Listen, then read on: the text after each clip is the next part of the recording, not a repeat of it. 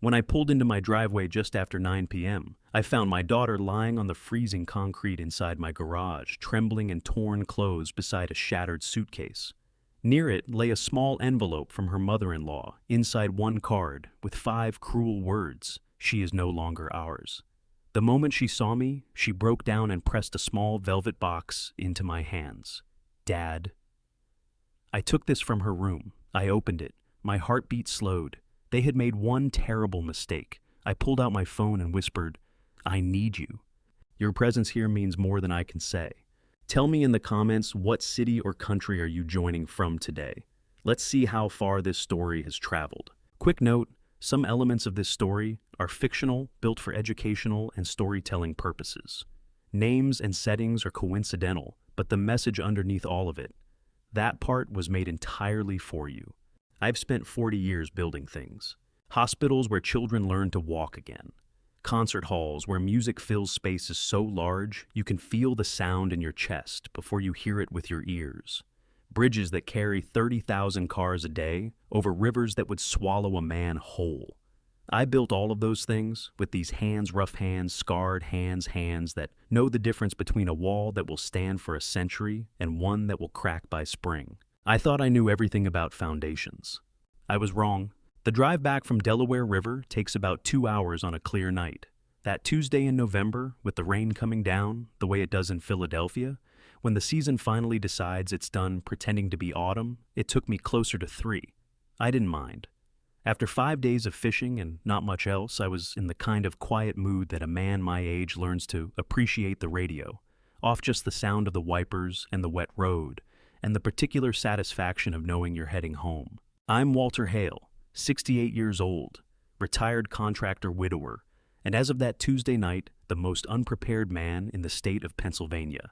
My house on Cranford Street in Chestnut Hill is a small red brick colonial, nothing like the buildings I spent my career constructing, but solid. My wife Margaret and I bought it in 1987, when Caroline was barely a year old. Margaret passed 10 years ago. Since then, it's been just me, the house and the garage where I keep my tools and my woodworking table and the scale models of buildings I built over the years that I never quite got around to throwing away. I pulled into the driveway at 9:14 that night. I remember the exact time because I glanced at the dashboard clock and thought to myself later than I planned, but not too late for a bowl of soup and a decent night's sleep. Then I noticed the garage door. It was open, not all the way, just a few inches, a thin line of yellow light spilling out onto the wet driveway. I always close that garage door. I have closed it every single night for 35 years. It's the kind of habit that becomes muscle memory, the same way a carpenter always puts his level back in the same pocket. I cut the engine and sat there for a moment, rain drumming on the roof of the truck. Could be nothing, I told myself. Could be that I'd been distracted when I left 5 days ago and simply forgot. But I've been in construction long enough to know that when something looks wrong, it usually is. I grabbed my rain jacket off the passenger seat and walked toward the garage. I pushed the door open slowly, the hinges giving that familiar low groan they'd had for years. The light from the single overhead bulb hit me first, then the smell of wet concrete and something else, something I couldn't name right away, but that made the hairs on the back of my neck stand up straight. Then I saw her. My daughter was lying on the garage floor between my old truck and the back wall, curled on her side, with her knees drawn up to her chest.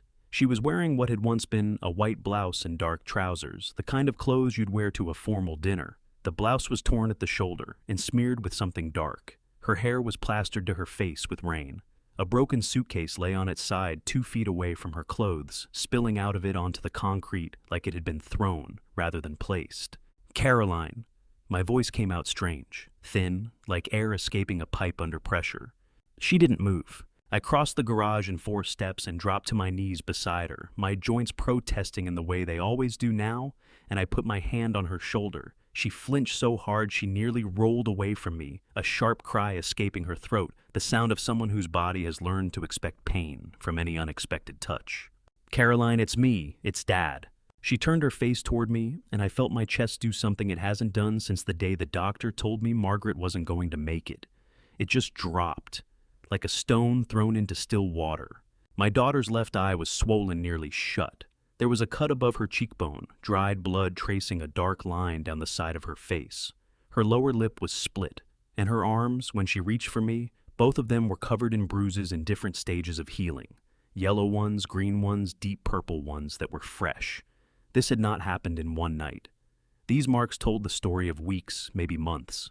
"Dad!" she said, and her voice was barely a sound at all. It was more like the shape of my name made out of breath.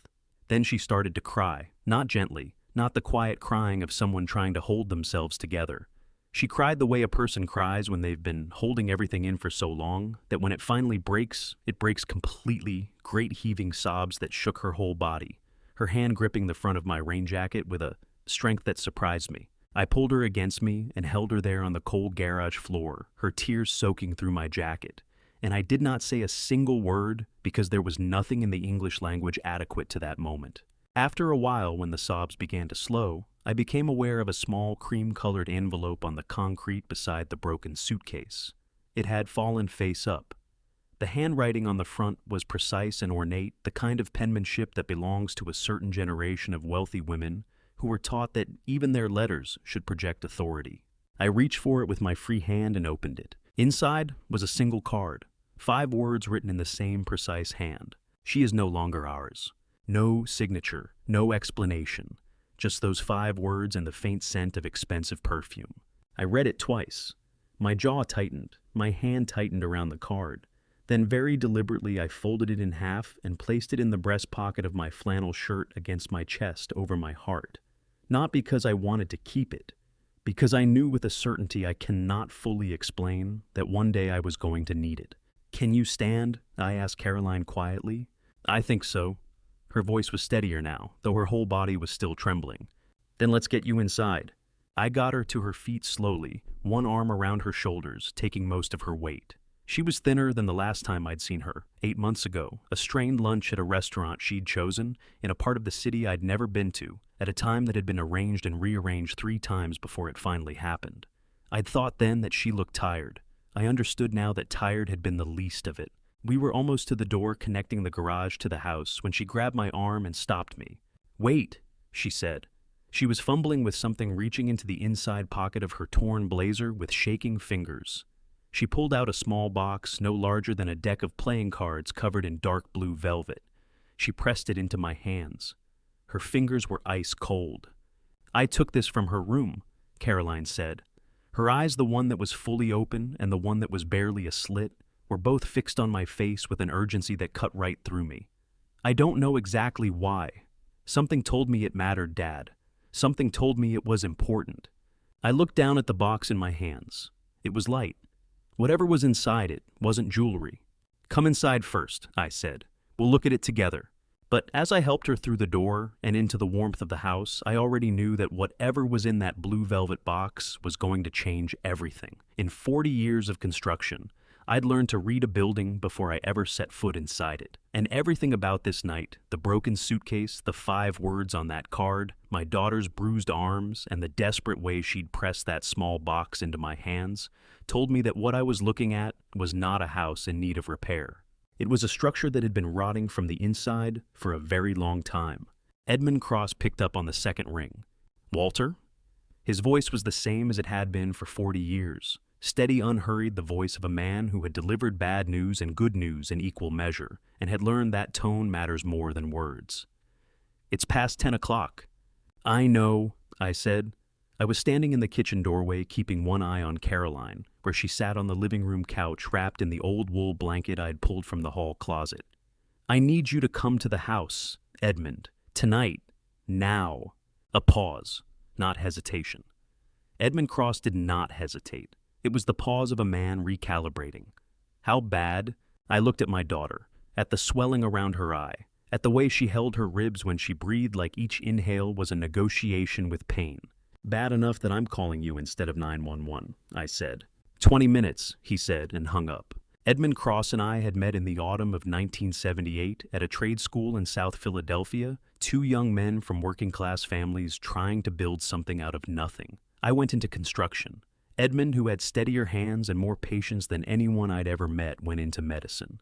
He'd been a private practice physician in Rittenhouse Square for over 30 years, the kind of doctor that wealthy Philadelphia families kept on retainer for situations they didn't want documented in a hospital system. I had never needed him that way before. I was grateful for the first time that I knew someone who understood discretion. He arrived in 19 minutes.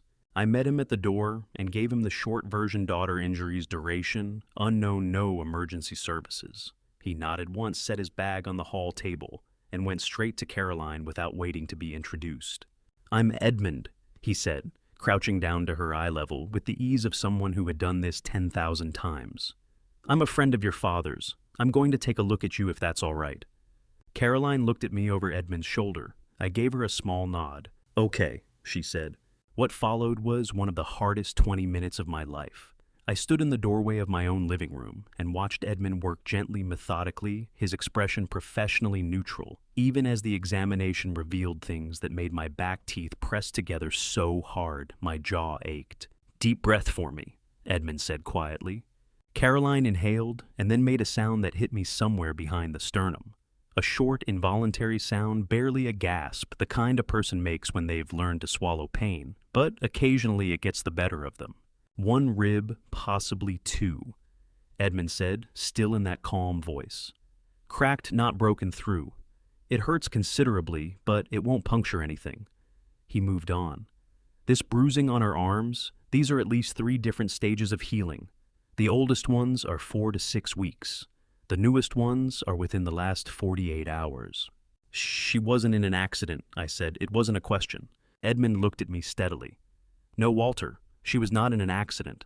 Caroline's eyes filled with tears at that, not from pain, I thought, but from something else, from being seen, from having someone say plainly and without flinching what had been happening to her body, because perhaps no one had ever said it out loud before.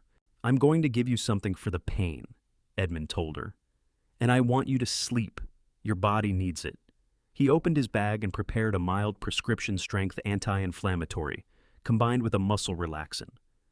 Nothing that would cloud her mind, just enough to let her rest, without the pain keeping her awake. Caroline grabbed his wrist before he could stand up.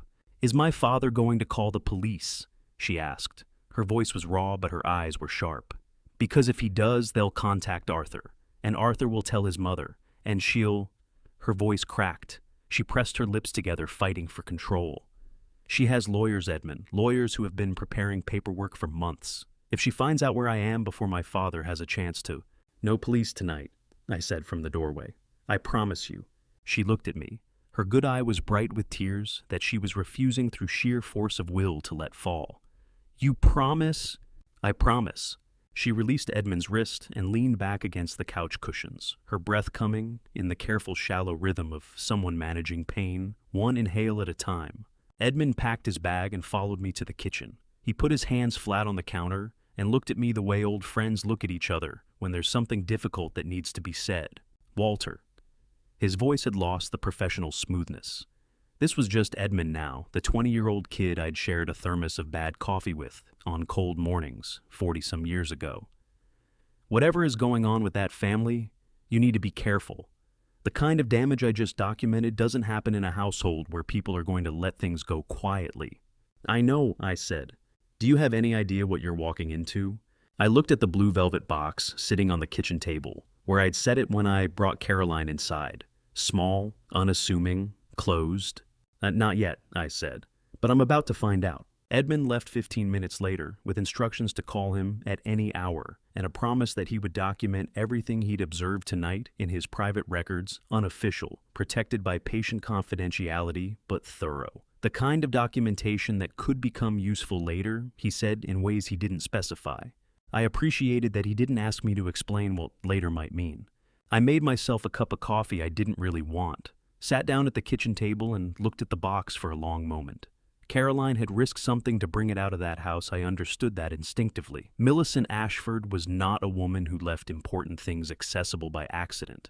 Whatever Caroline had found, she had found it carefully, and she had hidden it on her person when she left, because she'd understood even in the chaos of that night that it mattered. Millicent had not searched her. I would find out later that this was consistent with the woman's personality. She was so certain of her own control, so thoroughly convinced that Caroline was broken and powerless, that the idea of her walking out the door with anything of consequence simply hadn't occurred to her. That arrogance, I would come to understand, was the first crack in the foundation. I opened the box. No jewelry, no cash.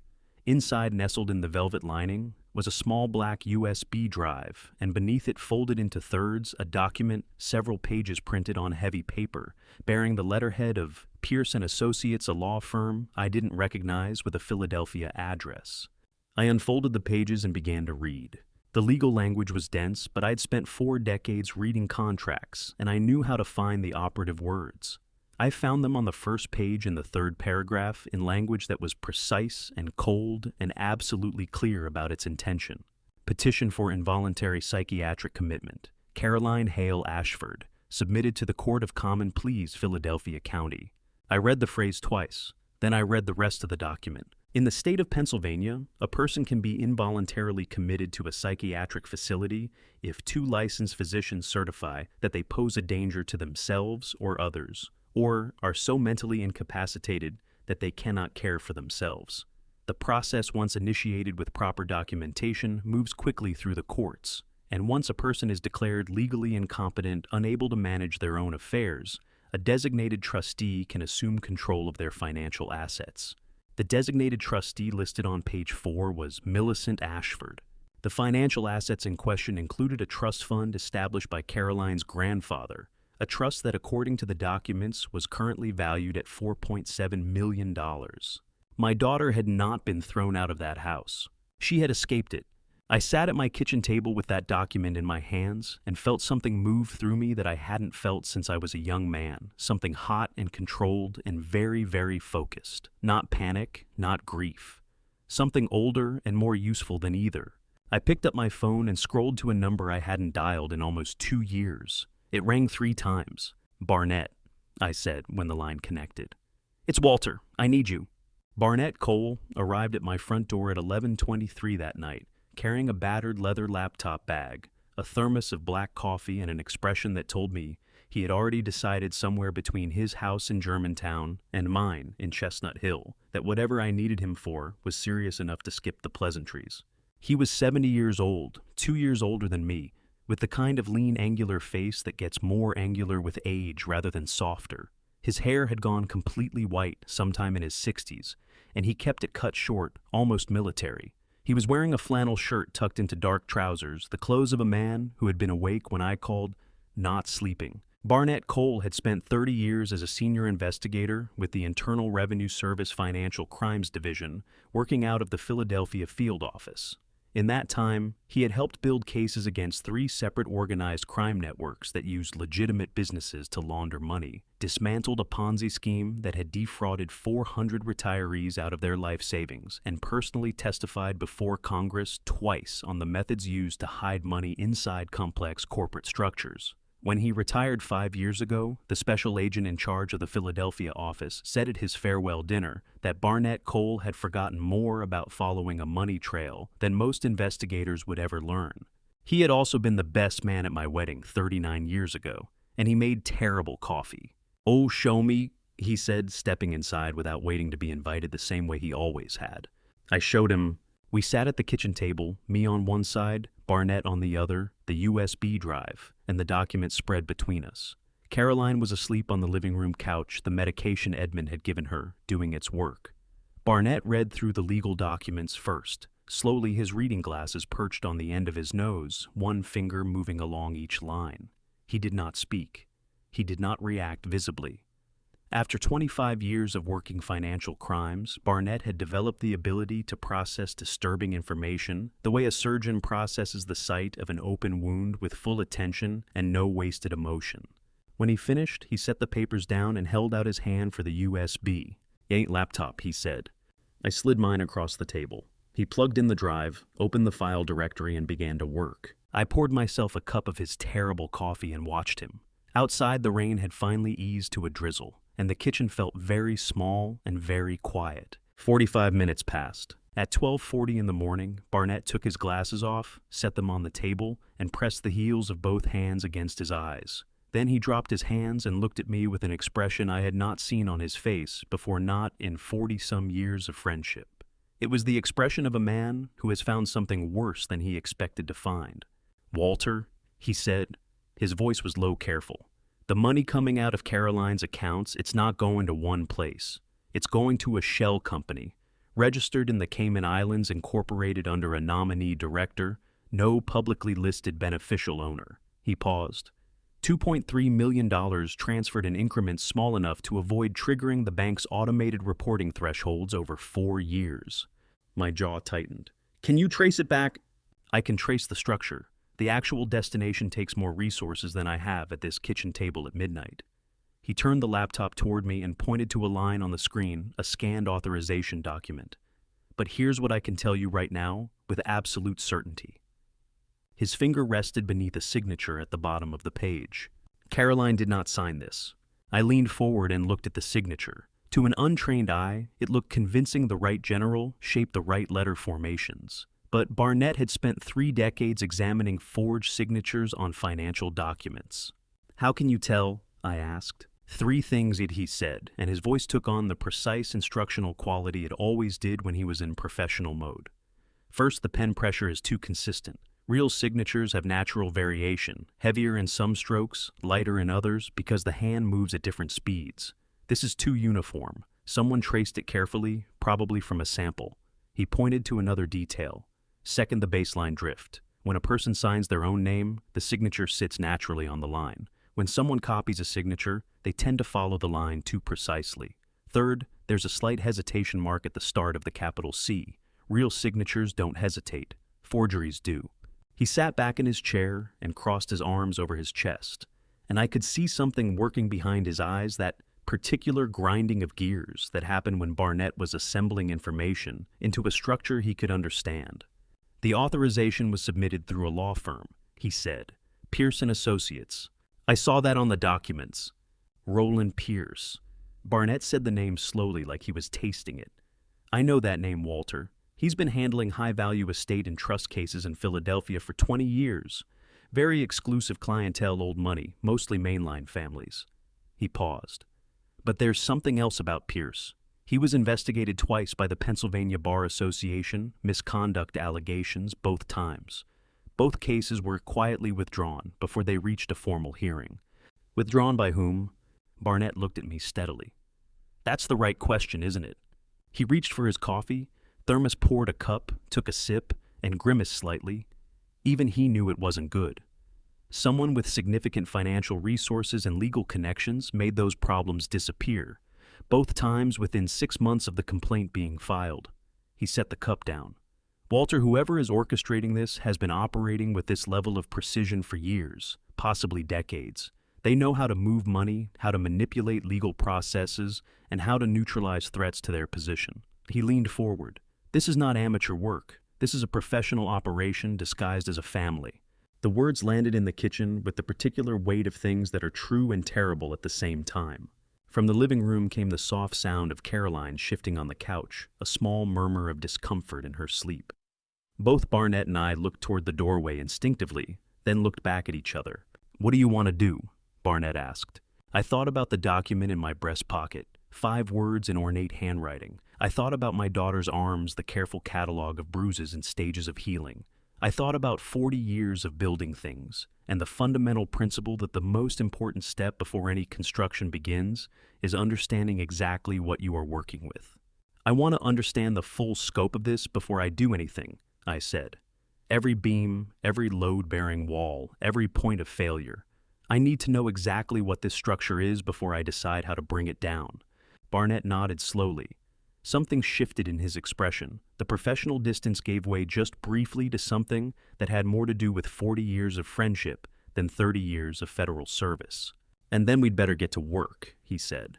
Because Walter, whoever built this thing, built it to last. And people who build things to hide don't give them up easily. He turned back to the laptop.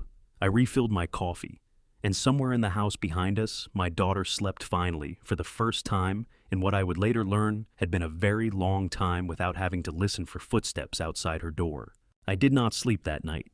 By the time Barnett packed up his laptop and drove back to Germantown at 2 a.m, I had already decided what my first move would be. I sat at the kitchen table for another hour after he'd left, drinking the last of his terrible coffee and thinking the way I used to think, before a difficult job, methodically, without rushing, turning the problem over, and examining it from every angle until I understood its shape. In construction, there is a discipline called structural assessment. Before you touch a building, before you draw a single line on a blueprint or order a single beam, you walk the site. You look at it with your own eyes. You press your hand against the walls and feel for weakness. You look at how the light falls where the water runs, which corners have been patched over, and which problems have simply been painted to look like solutions. You cannot plan a demolition from a distance. You have to get close. By 6 in the morning, I had showered, changed, and checked on Caroline still asleep, her breathing steady, the worst of the tension gone from her face in a way that made something ache behind my sternum. I left a note on the kitchen counter telling her I'd be back by noon and to call Edmund if she needed anything. Then I went to the garage, took my oldest work clothes off the hook, by the door paint-stained canvas trousers, a faded barn coat, a wool cap I'd had since the early 90s, and put them on. Then I drove to Villanova. The Ashford estate sat at the end of a private lane off Montgomery Avenue in Villanova, in the heart of what Philadelphians call the Main Line, a stretch of old-money suburbs running west of the city along the former Pennsylvania Railroad line, where the houses are set far back from the road, behind mature trees and iron gates. And the wealth is the kind that has been sitting long enough to feel like architecture rather than money. The Ashford property covered nearly 4 acres. The main house was a stone Georgian revival, 3 stories, with a slate roof, and 12/12 windows that told you immediately this was a building that had been constructed to impress and had been maintained with the same intention ever since. I pulled my truck to the side of the lane 50 yards from the gate and sat for a moment looking at it. Then I drove up to the intercom panel mounted on the stone pillar beside the iron gate and pressed the button. A woman's voice answered, clipped efficient. Ashford residence. This is Walter Hale, I said, making my voice as soft and uncertain as I could manage. I'm Caroline's father. I was hoping to speak with Mrs. Ashford if she has a moment. I'd like to apologize for whatever my daughter did. I'd like to apologize in person. A pause. I could almost hear the calculation happening on the other end. 1 moment, the voice said. I waited 4 minutes. Then the gate swung open. Millicent Ashford met me in the front reception room, a space that had clearly been designed to establish a power differential before a single word was spoken. The ceilings were 14 feet high. The furniture was antique and immaculate. A painting that I was fairly certain was an original oil hung above the fireplace, and the fireplace itself was large enough that I could have stood inside it. Everything in the room said, I have more than you. I have always had more than you. I always will. She was 65 years old, and she wore it like a credential. Silver hair swept back in a precise chignon. A charcoal wool dress that probably cost more than I spent on groceries in a month. Posture so correct it looked structural. She stood in the center of the room and did not offer her hand, did not gesture toward a seat, did not perform any of the basic courtesies that people extend to one another as a matter of simple decency. She looked at me the way certain people look at something they've found on the bottom of their shoe. Mr. Hale. Her voice was like cold water poured over marble. I'll give you 5 minutes. I pressed my wool cap between both hands, turned it slowly, the gesture of a nervous, humble man. Mrs. Ashford, I want to apologize for whatever Caroline did to upset your family. I know she can be difficult. I raised her alone after her mother passed, and I'm afraid I wasn't always. I let my voice waver convincingly. I just want to understand what happened. She came to my house last night, and she was very distressed, and I thought if I could come here and speak with you directly. There's nothing to discuss, Millicent said. Her voice had not shifted a single degree in warmth. Caroline made choices that were incompatible with membership in this family. Those choices had consequences. I would have thought that was self-explanatory. Of course.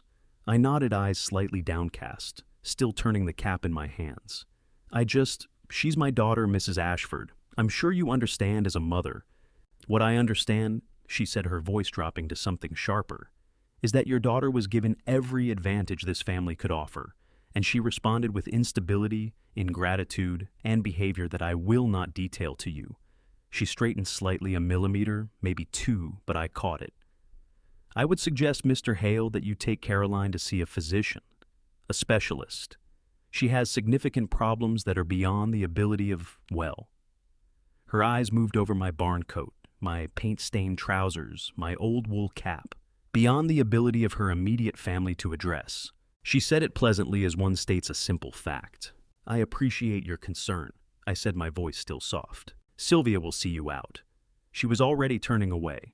Then she stopped and looked back at me over her shoulder with the expression of someone who has just remembered something mildly distasteful. "Mr. Hale, I'll be direct with you. Your daughter is a troubled young woman who was never quite suited to the life she married into. That is not a criticism, it's an observation. Some people are built for certain things and not for others." A faint, precise smile. "I'm sure you understand that in your line of work. Not every material is appropriate for every structure." She walked out of the room. A woman appeared in the doorway behind her, mid-40s. Dark hair pulled back, wearing the quiet, careful expression of someone who had learned to make themselves invisible. This was Sylvia Crane, though I did not know her name yet. She was Millicent's personal assistant, a position she had held for 12 years. And she looked at me now, with eyes that were doing something complicated, something that was not quite apology and not quite pity, but existed somewhere in the narrow territory between them. "This way, please," she said quietly. I followed her through the entrance hall to the front door. As we walked, I did what I had come to do. I looked. I noted the position of the security camera above the front door angled to cover the driveway. I noted the layout of the entrance hall, the corridor that led toward what appeared to be a study on the left, the staircase on the right. I noted the schedule board mounted discreetly near the kitchen entrance, handwritten in Millicent's precise script appointments for the week, including a notation for Sunday St. Andrew's 11 o'clock. Every Sunday without fail, Sylvia would later confirm. Church then, a reception that typically ran 90 minutes. 2.5 hours. When I reached my truck and sat behind the wheel, I did not drive away immediately. I sat there looking at the gate as it closed behind me, and I felt the particular focused calm that always came over me in the moment before a major project began, when the planning was done and the action was about to start. Millicent Ashford had looked at me and seen a worried old man in dirty work clothes. She had seen someone beneath her notice, someone whose grief and confusion she could dismiss in 4 minutes without a second thought. She had not seen someone who had spent 40 years learning how buildings fail. "Thank you, Mrs. Ashford," I said quietly to the closed gate. "You just showed me exactly where to look." I started the engine and drove home. She was sitting at the kitchen table when I got back, not on the couch where I had left her tucked under the wool blanket with Edmund's medication doing its quiet work, but at the kitchen table upright, both hands wrapped around a mug of tea that had gone cold. She was wearing one of my old flannel shirts, the sleeves rolled up twice to fit her smaller arms, and her hair was damp from the shower. The swelling around her eye had not gone down much, but some of the wildness was gone from her expression. She looked like a person who had slept and cried and arrived at some precarious new stillness on the other side of both. She looked up when I walked in. Her good eye found my face, immediately searching it, the way people search the faces of those they trust when they are trying to determine whether the world is still standing. "You went there," she said. It was not a question. I hung my barn coat on the hook by the door and pulled out the chair across from her. "I did." "She let you in?" "She did." I sat down. "She also called me a grubby old bricklayer, told me you were mentally unstable, and had me escorted out in under 5 minutes. Something moved across Caroline's face, a flash of recognition, so sharp it looked almost like pain. Her grip tightened around the cold mug. "That sounds exactly right," she said. "I know." I looked at my daughter across the table. In the pale afternoon light coming through the kitchen window, I could see things I hadn't been able to see clearly the night before. The way she held herself, slightly turned inward, shoulders angled forward as if she had spent years making herself smaller. The particular stillness of someone who had learned that moving too suddenly attracted attention. "Caroline, I need you to tell me what happened in that house. Not the last night, all of it. From the beginning." Her jaw tightened. She stared at the surface of the cold tea for a long moment. Then she looked up at me and said, "How long do you have?" "As long as it takes," I said. She began slowly the way you begin when you are not sure the ice will hold your weight. She told me about the early years of the marriage, how Preston had seemed at first like a man who was simply devoted to his family, how his deference to his mother had read in the beginning as respect, how the first time Millicent had chosen Caroline's dress for a family dinner, a simple firm suggestion delivered with a smile, Caroline had thought nothing of it, because Millicent knew these circles and Caroline did not, and it seemed reasonable to accept guidance. "It's never one big thing," Caroline said. Her voice was flat and steady in the way of someone reciting something they have rehearsed in their own head many times. "It's 100 small things, and each one seems so small that if you tried to explain it to someone, you'd sound paranoid." She'd suggest I not wear a particular color because it washed me out. She'd mention very casually that a friend of mine had said something unkind about me at a party, something I could never verify, something that just quietly ended the friendship. She'd tell Preston that I seemed tired, that I'd been acting strangely, that she was worried about me and he'd come home and look at me differently. Just slightly, just enough. She paused and pressed her fingers against her lips for a moment, steadying herself. After 3 years, I didn't have any friends left, she continued. Not real ones. I had people I saw at events, people Millicent approved of. My money went into a joint account that Preston managed, which meant Millicent managed it because Preston has never made a decision in his life that his mother didn't make first. She stopped, took a careful breath around the cracked rib. I want you to understand, Dad. I'm not stupid. I know how this sounds. I know that from the outside it looks like I just let it happen. It doesn't look like that to me, I said. Her eyes filled suddenly, tears pressing against the inside corners, threatening. She blinked hard twice, pushing them back with sheer force of will. The doctors started coming about 6 months ago. Millicent arranged them. She called it a wellness initiative. A sound came out of her that was almost a laugh, bitter and brief. 1 appointment a month, always in the house, always with a different physician, always asking me questions about my moods, my sleep, whether I ever had thoughts I couldn't control, whether I sometimes felt like reality wasn't quite real. She set the mug down carefully. Her hands were trembling. I didn't understand what she was building. Not until 3 months ago, when I found a billing statement from a psychiatric facility in New Jersey mixed in with some papers on Roland Pierce's desk. My name was on it. The admission date was 4 weeks away. The air in the kitchen felt different after she said that. It's 4 weeks, I said. 4 weeks! She met my eyes directly, and in that moment, she looked less like my daughter, who needed protecting, and more like the daughter I had raised, clear-eyed, precise, angry, in the clean way that anger is when it has finally found its proper direction. So, I started paying attention differently. I stopped trying to fix things and started watching. I memorized the code to Millicent's study. I noted which nights Preston stayed late at the office, and 2 nights before I came to you, I went into her room while she was at a dinner, and I looked until I found something I could use. The box, I said. The box. She wrapped both hands around the cold mug again, steadying herself against it. I almost didn't take it. I kept thinking, what if she notices? What if this makes everything worse? And then I thought, her voice broke, just slightly, just enough to let me hear what was underneath it. I thought if I leave without it, I leave with nothing. And I had already been nothing in that house for 7 years. I wasn't going to arrive at yours the same way. I had to look away for a moment. Out the kitchen window at the gray November sky, at the bare branches of the oak tree in the backyard that Margaret had planted the year we moved in. When I looked back, I said, "You did exactly right." Did I? Her voice cracked on the second word genuinely suddenly, without the careful control she had maintained through the whole conversation. And just like that, the tears she had been holding back all morning finally broke through, rolling down both cheeks at once, and she made a sound that went straight through me, not the loud heaving crying of the night before, but something quieter and in some ways harder to hear. The sound of someone finally believing after a very long time that they were allowed to feel what they felt. I got up from my chair, moved around the table, and put my arms around her the way I had when she was small, and the world had been too large and too loud for one day. She leaned into it with her whole weight, her fingers gripping the back of my shirt, and cried until there was nothing left to cry. After a while, when the shaking had stopped and her breathing had steadied, she pulled back and wiped her face with the sleeve of my flannel shirt. "What are you going to do?" she asked.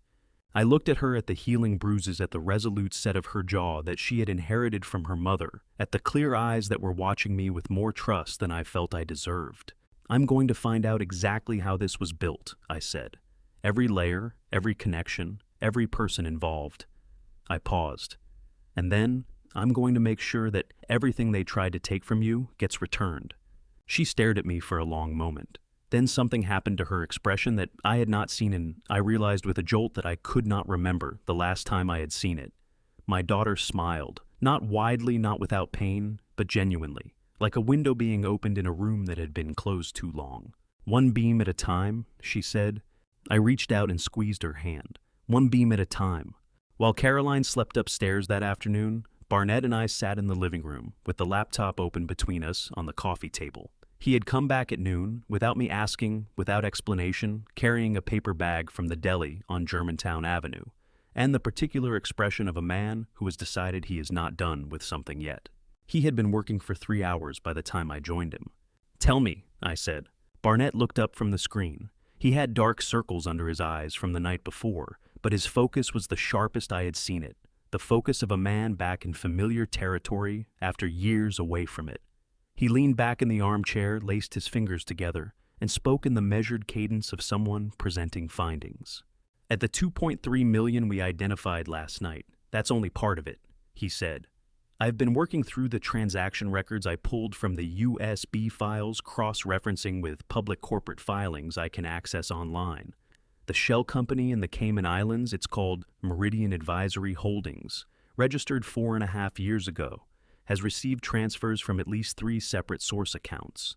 One is Caroline's personal trust, one is a subsidiary account of Ashford Group, and one appears to be a personal account in Millicent's name directly." I sat forward. She was moving her own money through it as well. "It's shuffling it," Barnett said. "Moving it in, moving it through, moving it somewhere else. It's a layering technique. You put money into one entity, transfer it through several intermediary accounts, and by the time it comes out, the other end, it's very difficult to trace back to its original source. The technical term is commingling, mixing funds of different origins until the paper trail becomes impossibly tangled." He paused. "But here's the thing about tangled paper trails, Walter. They're only impossible to untangle if you don't know which thread to pull." He turned the laptop toward me and pointed to a column of figures. "These transfers, every single one of them, is just under the reporting threshold. In the United States, banks are required by the Bank Secrecy Act to file a currency transaction report for any cash transaction over $10,000. What most people don't know is that deliberately structuring transactions to stay below that threshold specifically to avoid the reporting requirement is itself a federal crime. It's called structuring or smurfing. It carries its own penalties separate from whatever underlying offense the money is connected to." She knew what she was doing," I said. "She absolutely knew what she was doing." Barnett closed the laptop. "This is not someone who stumbled into financial crime accidentally. This is someone who understood the system well enough to exploit it deliberately over several years, with enough sophistication to avoid triggering automatic flags." He looked at me steadily. "Which tells me one of 2 things. Either she had professional guidance from someone who understood financial regulation, which points back to Roland Pierce, or she has a background in finance that isn't publicly known." He reached into his laptop bag and pulled out a notepad covered in his small, precise handwriting. "I made a call this afternoon while you were with Caroline, to an old colleague of mine, Theodore Wynn. He manages the Center City branch of First Commonwealth Bank, which handles a significant portion of the Ashford Group's commercial accounts." He paused. "Theodore is a cautious man, but he's also an honest one, and he told me something interesting. Theodore Wynn," Barnett explained, "had been uncomfortable for months. As branch manager, he had visibility into transaction patterns that individual tellers and even most loan officers did not. And for the past 6 months, he had been watching a series of transfers out of Ashford Group subsidiary accounts that followed an irregular pattern not large enough to trigger automated compliance alerts, but frequent enough and structured in a way that someone with Wynn's experience recognized as deliberate. He had flagged it internally. The flag had gone nowhere. He didn't know what he was looking at," Barnett said. "He knew something was wrong, but he didn't have the full picture. When I laid out what we had found, he understood immediately what it meant." He set the notepad down. "Theodore signed an affidavit this afternoon, a sworn written statement of what he observed, prepared and signed in front of a notary. It's his personal testimony, not an official bank document, which means it doesn't require a subpoena. He could provide it voluntarily, which is exactly what he did." I thought about that for a moment, the image of a bank manager sitting across from Barnett, looking at the pieces of something he had sensed, but not been able to name, finally understanding the shape of it. "Why did he agree?" I asked. "A branch manager cooperating with something like this, that's a risk for him professionally." "Because Theodore Wynn is 61 years old and has spent his entire career trying to run a clean operation," Barnett said, with a directness that left no room for doubt. "And because I explained to him very clearly that if this comes out through a federal investigation, which it will, and it emerges that a branch manager had identified anomalies and failed to escalate them appropriately, his career doesn't survive that. Whereas if he documented his concerns proactively and cooperated with the proper authorities, he's a witness, not a subject. He picked up his coffee cup. Theodore Wynn is not a brave man, but he is a practical one. I looked at the notepad on the coffee table, at the laptop, at the years of careful, deliberate financial crime that Barnett had spent the last day and a half beginning to map. Among the corporate filings Barnett had pulled was a succession planning document, incomplete, unsigned, but unmistakably drafted by a firm other than Pierce and Associates. The named beneficiary for Ashford Group's controlling interest was a Spencer Voss, identified in the filing as Millicent's nephew through her older brother's line. Barnett had flagged it without comment, circling the name twice in his precise handwriting and placing a question mark beside it. "You said proper authorities?" I said. "Have you made contact with anyone?" Barnett set his cup down. His expression shifted just slightly, but I had known him long enough to read the shift. "I made one more call this afternoon," he said. "After Theodore, to a former colleague at the FBI Philadelphia field office." He paused. "Her name is Nora Calloway, Special Agent Financial Crimes Division. She has been with the Bureau for 14 years, and for the past 2 of those years, she has had an open investigation file on Ashford Group." The words settled into the room. "An open investigation," I said. "Already." Barnett leaned forward, elbows on his knees. "She had enough to know something was wrong. She did not have enough to act on it. The offshore structure was visible in outline, but not in detail. She could see the shape of it, but not the substance." He looked at me carefully. "What we have, Walter, the USB files, the forged authorization documents, Theodore's affidavit, the legal filings from the commitment petition, those are the details she has been missing." The air in the room felt charged with something, not excitement exactly, but the particular tension that comes when separate things that have been moving on parallel tracks begin to converge. "She wants to meet us," Barnett said. I stared at him. Outside, the last thin light of the November afternoon was disappearing behind the houses across the street, and the living room was going slowly dark around us, neither of us having thought to turn on a lamp. "Then set it up," I said.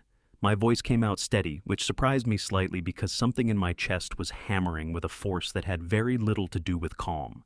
"But Barnett, every step of this has to be clean, everything legal, every piece of evidence obtained the right way." I looked at him hard. I want her to face a courtroom, not walk out of one. Barnett held my gaze for a long moment. Then he reached for his phone.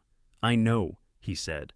"That's exactly what Calloway said when I told her the same thing." He dialed. I got up and finally turned on the lamp. Thursday came quietly. On Thursday, Barnett drove downtown to meet with Agent Calloway at the FBI field office on Arch Street, while I stayed home with Caroline. I did not ask him what was said in that meeting. He called me that evening and told me 2 things. First, that Calloway had reviewed everything we had and was moving to formalize the investigation. And second, that there was one more piece we needed before anything could be set in motion in the way that would matter most. We needed someone on the inside. Not Sylvia Crane, not yet. That conversation required its own careful timing. The person we needed first was Preston Ashford. On Thursday night, I sat at my woodworking table in the garage and thought about Preston for a long time. I had met him perhaps a dozen times over the 7 years of his marriage to Caroline at holiday gatherings, at the occasional dinner that Millicent had organized, and that I had been permitted to attend twice at charity events where I had stood at the edge of the room in my good sport coat and watched my son-in-law work the crowd with the practiced ease of someone who had been trained for exactly this environment since childhood. Preston Ashford was 38 years old and looked younger, the particular youthfulness of a man whose life had never required him to carry anything heavy. He was handsome in an unremarkable way, well-dressed always, and possessed of a social fluency that could easily be mistaken for genuine warmth. In all the time I had known him, I had never once seen him make a decision independently. Not a restaurant, not a conversation topic, not an opinion about anything that mattered. Every position he held had been arrived at via his mother first. I did not hate Preston Ashford. That surprised me, actually. I had expected to. When I lay awake in the nights after Caroline came home and thought about what had happened to her in that house. But the bruises on my daughter's arms had not been put there by Preston's hands. They had been put there by years of living in an environment that Millicent had engineered and Preston had been living in that environment since birth. He was not innocent, but he was something more complicated than guilty. He was useful, and he was frightened. I bought a prepaid phone at a drugstore on Friday morning, drove to Reading Terminal Market, found a seat at the counter of the Dutch eating place in the center of the market, and sent a text to Preston's personal number, a number I had found years ago in an old address book of Caroline's that she had left behind at my house. I know about Spencer Voss, Reading Terminal Market, Dutch eating place counter, Friday 9 a.m., come alone. I ordered a coffee and waited. He walked in at 8:57, which told me he had been circling the block for several minutes trying to decide. He was wearing a dark overcoat, no tie, and the expression of a man whose stomach had been somewhere in the vicinity of his throat since Thursday night. He spotted me immediately. I had chosen a seat facing the entrance for exactly this reason and crossed the market floor toward me with the slightly stiff gait of someone trying very hard to look casual and not succeeding. "Walter." He sat down on the stool beside me. His voice was controlled, but I could hear the effort it took. "What is this about?" "Oh, coffee, yes," I asked. "I don't want coffee." He turned to look at me directly. His eyes were blue-gray, and at this distance I could see something in them that I had not been able to identify from across a dinner table, something that was not arrogance and not cruelty, but something much simpler and much sadder. Fear. The deep structural fear of a man who has been afraid for so long it has become part of his architecture. "Who told you about Spencer Voss?" "Does it matter?" His jaw tightened. "It matters because Spencer Voss is a private family matter that has no bearing on Preston." I set my coffee cup down. My voice was quiet the way it gets when I mean something absolutely. "Spencer Voss is 28 years old. He is the son of your mother's older brother who died in 2019. For the past 18 months, your mother has been meeting with him privately on a schedule that does not appear in the family calendar at locations she pays for in cash." I slid a thin folder across the counter toward him. Copies of documents Barnett had pulled from corporate filings and cross-referenced with Millicent's known schedule via the GPS data agent Calloway's team had obtained through their existing court-authorized surveillance order on Ashford Group. She has also retained a corporate attorney, not Roland Pierce, a different firm entirely, to draft succession documents for Ashford Group that do not include your name. Preston's hand came down on the counter, not hard, not a slam, but with the involuntary force of a man whose body reacted before his mind could stop it. He stared at the folder without opening it. Succession planning in a private corporation is a legal and common practice. I continued keeping my voice even. What is not common is conducting that planning secretly in parallel with public representations to the contrary, while simultaneously taking steps to have your current successor's spouse legally declared incompetent, which would incidentally give your mother grounds to petition for your removal from any position of trust within the company, on the basis that your judgment in personal matters had proven unsound. Preston looked at me then, really looked at me, and I could see the moment the full architecture of it assembled itself in his mind piece by piece, the way a building takes shape when you add the walls to the foundation. "She's removing me," he said. The words came out stripped of everything except the bare reality of them. "She has been planning to for at least 2 years," I said. "Caroline was not the target, Preston. Caroline was the mechanism, destabilizing your marriage, establishing a pattern of instability, building a paper trail that called her mental competence into question. All of it was designed to give your mother the legal and social grounds to make a move that she has wanted to make for a long time." He pressed the heels of his hands against the edge of the counter. His knuckles went pale. A vendor 20 feet away was calling out prices for apple cider. Somewhere behind us, a child was laughing at something loud and uncomplicated. The ordinary sounds of an ordinary Friday morning, entirely indifferent to the thing that was collapsing at this counter. "Why are you telling me this?" Preston's voice had changed. The social smoothness was entirely gone. This was what was underneath it, something rawer and more genuine, a man in his late 30s, confronting the possibility that the ground he had been standing on his entire life was not ground at all. "Because I need something from you," I said, "and because you need something from me." He stared at the folder under his hand. After a moment, he opened it. He read slowly, going back over certain lines more than once, his breath coming in careful, controlled increments. When he finished, he closed it again. "What do you need?" he said. I did not answer him right away. Instead, I raised one finger toward the woman behind the counter, who refilled my coffee without being asked the particular competence of someone who has worked the same counter long enough to read the room. I waited until she moved away. Then I looked at Preston Ashford with the same directness I used when I was about to tell a client something they needed to hear but would not enjoy. Before I answer that, I said, I want you to understand something. I'm not here to destroy you. I'm not here to punish you. What happened to Caroline in that house, I believe you know somewhere that it was wrong. I also believe that knowing something is wrong and having the capacity to stop it are two different things when the person doing it is the person who taught you what the world was supposed to look like. Preston's hands were still flat on the counter. The knuckles had gone from pale back to their normal color, but there was a rigidity in his posture that told me the effort of holding himself together was considerable.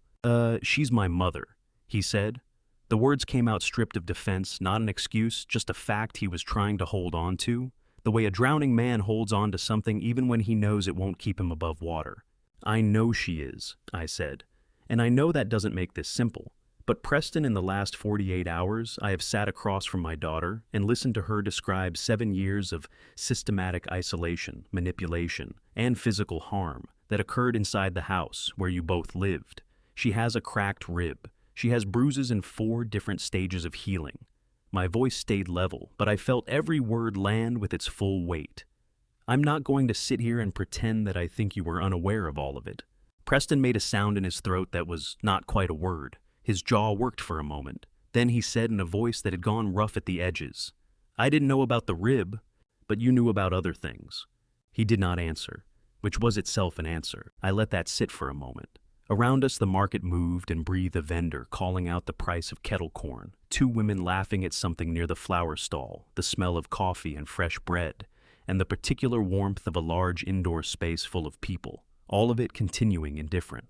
Here is your situation, as I understand it, I said. Your name appears on documents authorizing financial transfers that a forensic accountant has identified as fraudulent. Whether you signed them knowingly or under instruction, your signature is on them. When this investigation becomes public, and it will become public, Preston, there is an FBI agent who has been building a case on your family's financial practices for 2 years. Your cooperation now is the difference between being treated as a witness and being treated as a subject. Preston turned to look at me. His eyes were red at the corners, not from tears, but from the particular strain of a man who had not slept properly in 2 days and was now confronting something he could not look away from any longer. A witness, he said slowly. A cooperation agreement with federal investigators protects you in 2 ways, I said. First, it demonstrates that you came forward voluntarily, which courts weigh heavily in determining culpability. Second, it gives you standing to negotiate the terms of your involvement before charges are formally filed rather than after. Once an indictment is issued, that window closes. I paused. Your lawyer will tell you exactly the same thing. I'd encourage you to call them today. Something moved across Preston's face, the specific expression of a man who has just heard information he cannot unknow and is reorganizing himself around it. His shoulders dropped a fraction of an inch. The rigidity in his posture shifted into something different, not relaxation, but the particular heaviness of a decision being made. What do you need from me? He said again. But the question meant something different now than it had 2 minutes ago. It was no longer a challenge. It was a genuine inquiry. Access, I said. Your mother keeps a safe in her study, bottom left corner of the room behind the painting of the Delaware River. Preston's breath caught an involuntary sound, quickly controlled. You know what's in it, I said, not a question. I know it exists, he said carefully. I've never been permitted in her study without her present. The combination, I said. He stared at the counter for a long moment. I watched his face, and I saw the exact moment the last internal argument resolved itself, the moment a man decides that the thing he has been protecting is not worth the cost of protecting it anymore. He reached for a paper napkin from the dispenser on the counter, picked up the pen from his inside coat pocket, a good pen, the kind bought as a gift and used every day. And he wrote 6 numbers on the napkin in a clear, steady hand. He slid it across the counter to me without looking up. I didn't ask how he had the combination. He offered it unprompted, the way people offer things they have been holding on to against the possibility that they might one day need to hand them over. Later, he would tell Calloway's team that Millicent had given it to him 3 years ago during a period when she had been briefly hospitalized and needed him to access estate documents on her behalf. She had never changed it. That too was consistent with who she was, certain to the end that no one around her would dare. "Sunday," he said quietly. "She attends the 11 o'clock service at St. Andrew's. The reception afterward runs at least 90 minutes, sometimes 2 hours. He paused. "Sylvia has a key to the side entrance." I folded the napkin and put it in my breast pocket beside the other piece of paper that lived there. "Thank you, Preston." He picked up the folder I had brought and held it in both hands for a moment, looking at it, this thin collection of pages that had dismantled something he had spent 38 years believing was solid. Then he set it back on the counter and pushed it toward me. "Keep it," he said. "I don't want it in my house." He stood up, buttoning his coat with hands that were not quite steady. "Walter." He stopped, did not turn around. His voice when he spoke had the quality of something that had been held underwater for a very long time and was only now breaking the surface. "I didn't protect her. I knew things were wrong, and I told myself it wasn't as bad as it seemed, because believing that was easier than the alternative."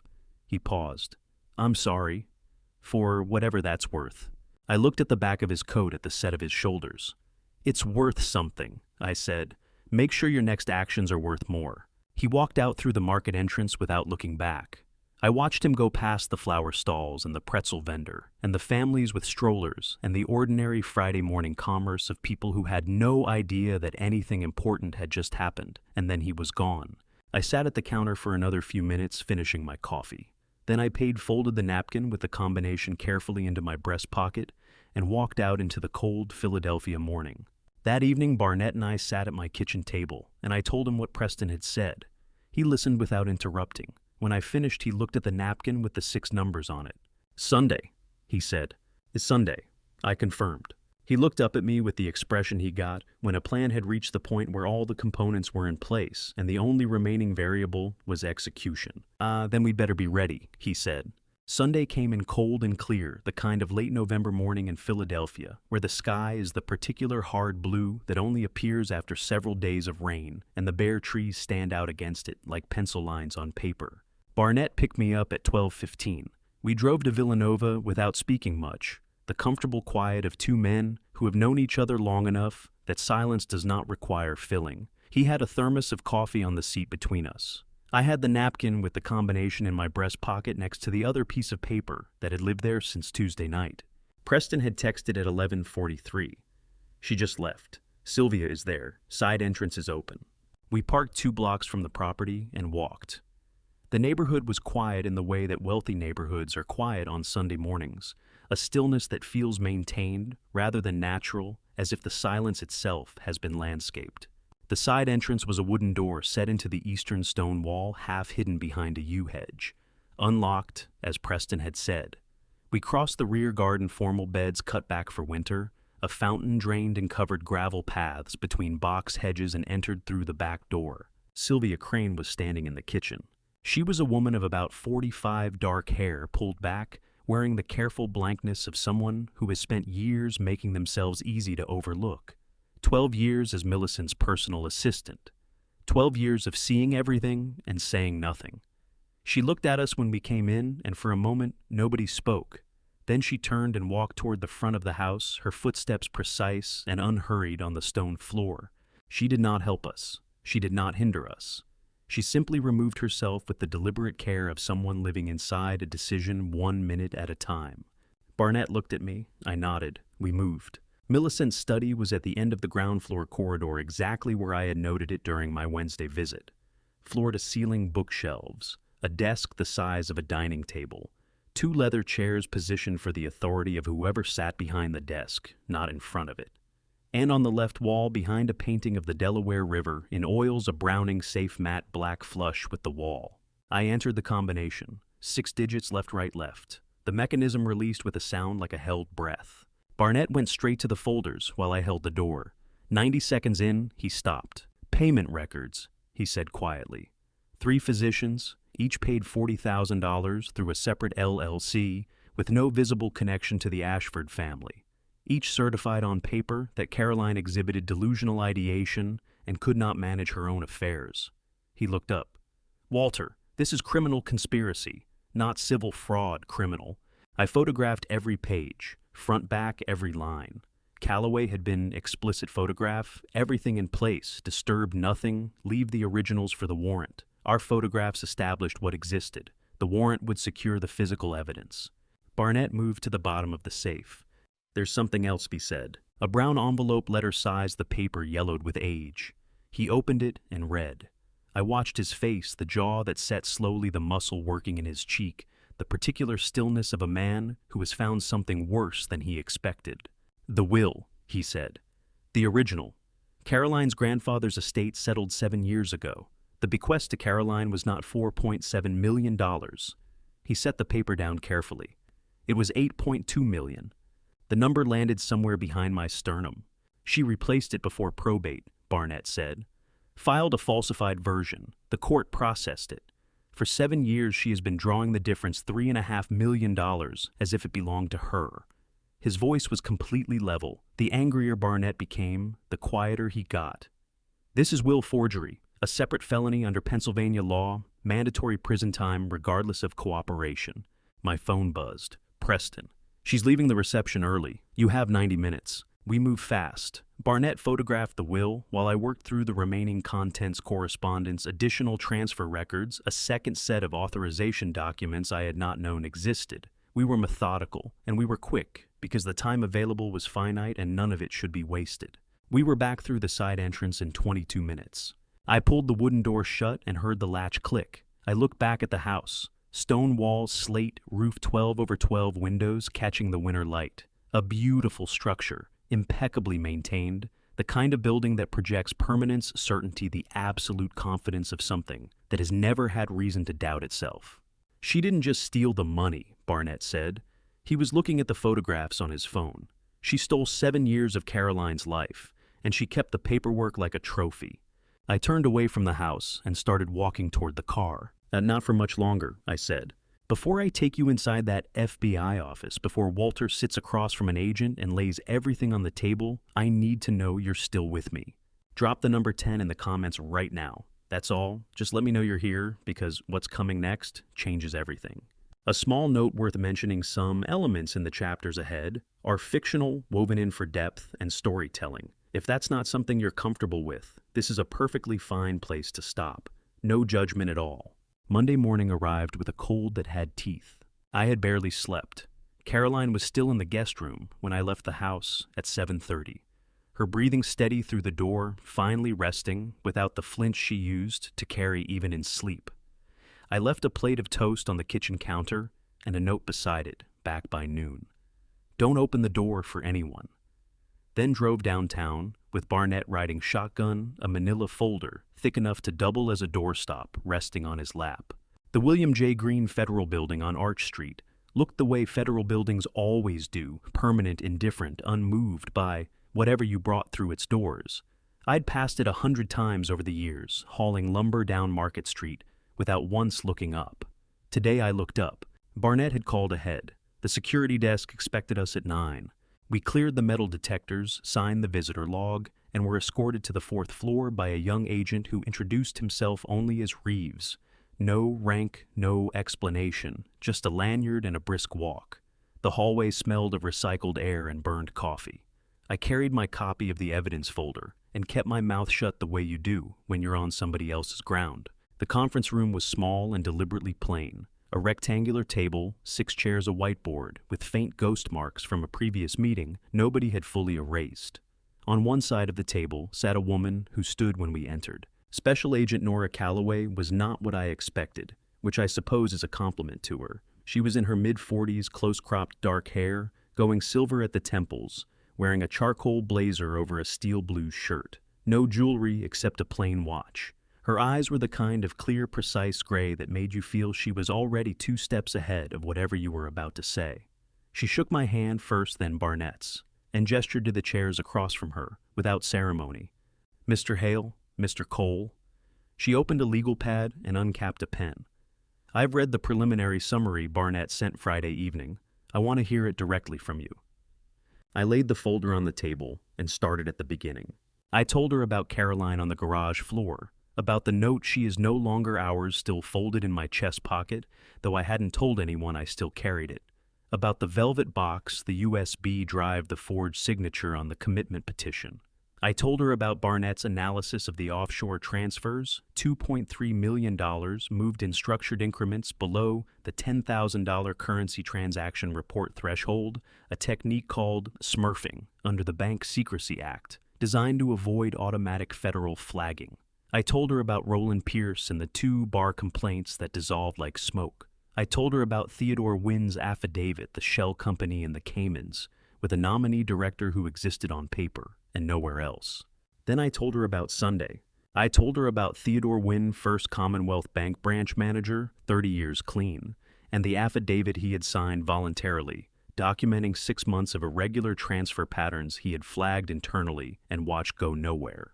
And I told her about Edmund Cross, private practice physician, Rittenhouse Square, 40 years of quiet discretion, who had examined Caroline the night she arrived and documented everything he observed in his private records he had voluntarily provided to the U.S. Attorney's Office that morning as part of the victim medical file. Calloway didn't interrupt. She wrote steadily occasionally, underlining something, occasionally circling a number. When I mentioned the forged will and the $8.2 million concealed from Caroline's inheritance compared to the $4.7 million Millicent had presented to the family, her pen stopped moving for exactly 3 seconds. "You're telling me the discrepancy is $3.5 million, she said. "Closer to 3.5, yes. Barnett can walk you through the document comparison." Barnett set his own folder on the table and slid a page across a side-by-side analysis of signature, stroke pressure, baseline angles, and ink saturation. He explained methodically the way a man who had spent 30 years building federal cases explains things, not fast, not slow, just precise. He described how the forged signature showed uniform pressure throughout a physical impossibility in authentic handwriting, where grip tension naturally fluctuates. He noted the hesitation mark at the first downstroke, the microscopic pause of someone copying rather than signing. Calloway studied the page. "This was prepared by you personally, Barnett, not by a certified forensic lab." "Yes," he said, "which means it's an expert opinion admissible as such under Federal Rule of Evidence 702. It's not a lab report. It doesn't need to be at this stage. What it does is give your forensic accountants and document examiners a roadmap." She nodded slowly. "And the Sunday entry, the photographs of the safe contents. Preston Ashford gave verbal consent." "Confirmed," I said. "He was present on the property, acknowledged ownership rights as a co-title holder on the estate deed, and explicitly authorized our access. We can provide his signed cooperation statement, which he submitted to your office Friday afternoon through his personal attorney. That last detail visibly registered." She glanced at a second file on her side of the table. Preston's cooperation submission, I realized already in her possession. "The Ritz-Carlton event," she said, shifting forward slightly. "Ashford Group's annual donor gala, 3 weeks from now. Millicent Ashford will be on a public stage in front of 200 witnesses. And a live stream," Barnett added. Calloway set her pen down. For the first time since we'd entered the room, she let a bead of something that wasn't purely professional cross her face, not satisfaction exactly, but the expression of someone who has just confirmed that the math works. "We'll need an internal audio source," she said. "Someone inside the event with authorized access to the venue's AV system. Someone Millicent trusts enough to have on site." I thought of Sylvia Crane standing in the side hallway of the Ashford estate on Sunday, watching us leave with steady, unreadable eyes. "I might know someone," I said. Calloway looked at me for a long moment. "Get me that person," she said quietly, "and we'll give your daughter her life back." I found her routine the same way I used to find structural problems in old buildings, slowly, methodically paying attention to what other people walked right past. I had met her briefly at the house on Sunday. I had seen enough in those few minutes to believe she was someone worth approaching carefully. Barnett had noted it during our Sunday visit to the estate. Sylvia Crane left through the side entrance every Tuesday around 1:30 in the afternoon, walked 4 blocks east to a small cafe called Ardmore Grounds, and spent approximately 45 minutes there before returning. She always sat by the window. She always ordered the same thing. He knew because he had cross-referenced her car's parking pattern with the cafe's public hours and a single observation from Preston, who had mentioned offhandedly that Sylvia disappears on Tuesdays like clockwork. I arrived at Ardmore Grounds at 1:15 and ordered a black coffee I didn't particularly want. She walked in at 1:32. Sylvia Crane was 46 years old, though she carried herself with the careful posture of someone who had learned early that being invisible was a form of survival. Dark hair pulled back, reading glasses pushed up on her head, a wool coat that had been well made once and was now simply well kept. She had worked for Millicent Ashford for 12 years. 12 years of managing schedules, handling correspondence, booking travel, and witnessing, I suspected, far more than any employer would have been comfortable with. She saw me the moment she came through the door. Her step didn't falter. I'll give her credit for that. But something behind her eyes shifted the way a door shifts on its frame when the wind changes pressure outside. She ordered her coffee and sat down across from me without being asked. "Mr. Hale," she said. "Sylvia." I wrapped both hands around my cup. "I'm not here to frighten you. I want you to know that up front." She studied me for a moment, the way people study things they've already made a preliminary judgment about and are deciding whether to revise. "You were in the house Sunday," she said, "with the older man, Barnett Cole, former IRS." A muscle in her jaw moved. "I know who he is. I ran his name Sunday night." She paused. "I also know why you were there. I hadn't expected that." I set my cup down. "Then you know what we found?" "I know what was in that safe," she said quietly. Her voice didn't waver, but her fingers tightened around her coffee cup until her knuckles went pale. "I've known for longer than I'd like to admit." What followed was not a confession, not legally, not formally, but it was the kind of truth that comes out of people when they've been carrying it alone long enough that the weight becomes unbearable. Sylvia told me she had first noticed the discrepancies in the estate's financial records 4 years ago when Millicent had tasked her with organizing donor correspondence for the Ashford Family Foundation. Numbers that didn't reconcile, transfer dates that didn't match invoices, a wire confirmation to a Cayman Islands account that Sylvia had been told firmly and without elaboration to file and forget. She had filed it. She had not forgotten it. "Why didn't you go to anyone?" I asked, and I kept my voice level, because the question deserved to be asked without accusation. Sylvia's eyes dropped to the table. When she looked up again, there was something raw and unguarded in her expression that she clearly hadn't intended to show. "Because she knew things about my sister," she said. "My younger sister. She had some financial trouble about 6 years ago. Nothing criminal, but the kind of thing that could have destroyed her professionally if it had come out publicly. Millicent found out. She never said a word directly. Her mouth pressed into a thin, pained line. She didn't have to. That was how Millicent worked. I had seen it in the way she'd spoken to me in her parlor. Never a direct threat, always a suggestion. Always a door left open just enough so you could see what waited on the other side. She had kept Sylvia's loyalty the same way she had kept Caroline's silence. Not with a fist, with a whisper. "Your sister," I said. "Is she safe now? That situation, is it resolved?" Sylvia blinked, apparently not expecting the question. "Yes, it's been settled for 2 years. "And then the leverage is gone," I said. "She has nothing left to hold over you." The words landed. I watched them settle. Watched Sylvia process what they meant. Not just logically, but in the way a person processes news that reorganizes the last several years of their life into a different shape. Her eyes filled. She didn't cry, not then, but her jaw tightened, and she pressed her lips together hard, the way people do when they are refusing to let something out in public. "There's a federal whistleblower protection program," I said. "Barnett walked me through it this morning. Under the False Claims Act and the IRS whistleblower program, anyone who provides original information leading to a successful federal tax recovery is legally protected from retaliation by the subject of the investigation. Your identity would be shielded through the FBI's process. You would not be named publicly unless you chose to be." She absorbed that. "What would you need from me?" "The Ritz-Carlton Gala," I said. 3 weeks from now, Ashford Group's annual donor event. You handle the venue coordination, don't you? I've managed the AV setup for the last 4 years. I need you to connect a specific device to the ballroom's audio system before the program begins. A small USB drive.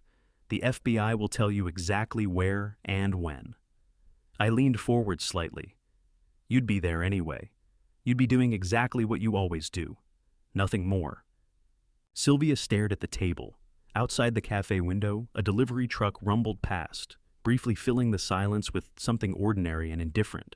Then she looked up at me, And what I saw in her face was not the careful blankness she had worn when she walked in. It was something closer to a woman deciding after 12 years to finally put down something very heavy. "You have 14 minutes, she said. I didn't understand. "That's how long it took," she said quietly. "The night Caroline called me from that house 2 years ago, crying so hard she couldn't speak clearly. I answered the phone and listened for 14 minutes. Then Millicent picked up the extension, and the line went dead." Her voice was steady, but barely.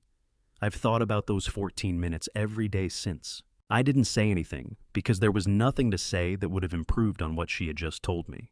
She picked up her coffee and took a slow sip. "Tell the FBI I'm in," she said.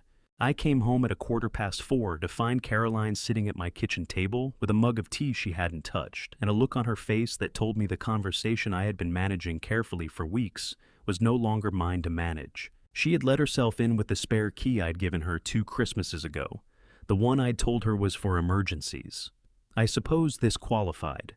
"I've known since Thursday," she said, before I'd even set my keys down. "About the FBI, about Agent Calloway, about what you and Barnett found in the safe." I stood in the doorway of my own kitchen and felt briefly the particular helplessness of a father who has underestimated his daughter for the last time. And how I asked, not an accusation, genuine, "Barnett left a legal pad on your desk when you two were working in the study last week." She wrapped both hands around the mug. "I wasn't snooping. I came to drop off groceries and you were both on the phone in the other room. I saw the pad and I read it. I'm sorry, I'm not sorry." She looked up at me. "I'm not sorry, Dad." I sat down across from her. She looked tired in a way that had nothing to do with sleep, the kind of tired that accumulates over months, the way sediment accumulates at the bottom of something that has been disturbed too many times and never fully allowed to settle. There were shadows under her eyes that had been there since March when this had all begun, and they had not gone away no matter how carefully I'd tried to handle things on her behalf and out of her sight. That was the problem I understood now. I had been handling it out of her sight, as if she were still 9 years old and needed to be steered away from the thing in the room that might frighten her. "Tell me everything," she said. "All of it, not the version you've been keeping safe for me." So I did. I told her about the shell companies. I told her about the offshore transfers and the falsified foundation records and the real shape of what Millicent and Preston had been doing for at least 8 years, possibly longer. I told her about Barnett's reconstruction of the financial trail, about the meeting with Agent Calloway, about the gala, and what we needed it to produce. I told her about Sylvia, not by name, because I wouldn't do that, but enough that Caroline understood there was someone inside who had agreed to help. I did not soften any of it. I had promised her the unedited version, and I kept that promise. When I finished, she was quiet for a long time. Then she said, "The money from my trust. The accounts Preston said were losing value." "Redirected," I said. "Barnett traced the earliest transfer to about 6 years ago. It accelerated after your grandmother's death." Her jaw tightened. "So they started while grandmother was still alive." "We think so. We don't have full documentation yet." She nodded slowly, processing this with the same methodical steadiness I had always admired in her. The quality she had gotten, I was certain not from me, but from her mother, who had faced every difficult thing in her life, by first insisting on understanding it completely before she allowed herself to feel it. "How much?" Caroline asked. "Ballpark. Between 4 and 6 million, possibly more." She absorbed that. "And Preston knew the whole time." "Preston managed the mechanics," I said. "Millicent directed it. That's how Barnett reads the structure." Another silence. Outside, the late afternoon light was going amber, coming through the kitchen window at a low angle and catching the rim of her untouched mug. "I keep thinking about the night I called Sylvia," Caroline said quietly. I went still. I hadn't told her that Sylvia was the inside source, but she had said the name without hesitation, which meant she had already connected it, herself had likely suspected, since Thursday had been turning it over in her mind for days. She looked at me. She picked up. She listened for a long time. Then Millicent must have... She stopped, swallowed. "The line just went dead." "I know," I said. "She never called me back." "And she's been carrying that," I said carefully. "For 2 years." Caroline considered that. "Then I'm glad she's helping." She looked down at the mug. "I need her to know that I'm not angry at her when this is over. I need her to know. I'll make sure she does." We sat together in the kitchen as the light changed, as the room grew quieter, and the day finished itself outside the window. I did not try to reassure her that everything would work out. I had no guarantees to offer, and she would have found hollow comfort insulting. What I could offer was what I had: the truth about where we were, the honest shape of what came next, and the fact of my presence at that table with her, which was, I had come to understand over the course of this long and unraveling season, the only thing she had ever really needed me to provide. After a while, she picked up her mug, found the tea cold, and stood to pour herself a fresh cup. "The gala's in 3 weeks," she said from the counter. 20 days. She turned back to face me, and though her eyes were bright and the tiredness was still there, and probably would be for some time yet, there was something else in her expression, now something solid and forward-facing. "Then we have 20 days to get this right," she said. "Yes," I said, "we do." The following section shifts to the perspective of Preston Ashford. Preston Ashford did not panic. He considered panic a form of cognitive bankruptcy, the mind spending resources it could not afford on outcomes it could not yet confirm. What he did instead, when something required his attention, was go still. He stilled the way a well-made machine stills when it is processing no wasted motion, no visible heat, just the quiet accumulation of information until a course of action became obvious. He was still now at his desk on the 14th floor of the Ashford Group's downtown offices, reading an email from a man named Gerald Marsh. Gerald Marsh was not officially on the Ashford Group's payroll. He appeared on no organizational chart, received no benefits, and held no title. What he did hold was a retainer paid quarterly through a consulting firm in Delaware that existed for the sole purpose of paying Gerald Marsh. Gerald was a former DHS analyst with 17 years of federal service and a particular gift for noticing when federal agencies were noticing things they had not been invited to notice. The email contained 4 sentences. Background inquiry flagged Tuesday afternoon. Target Ashford Group principals. Origin traces to Field Office Infrastructure Bureau. Flagged because of overlap with a secondary name on our watch list, Walter Hale.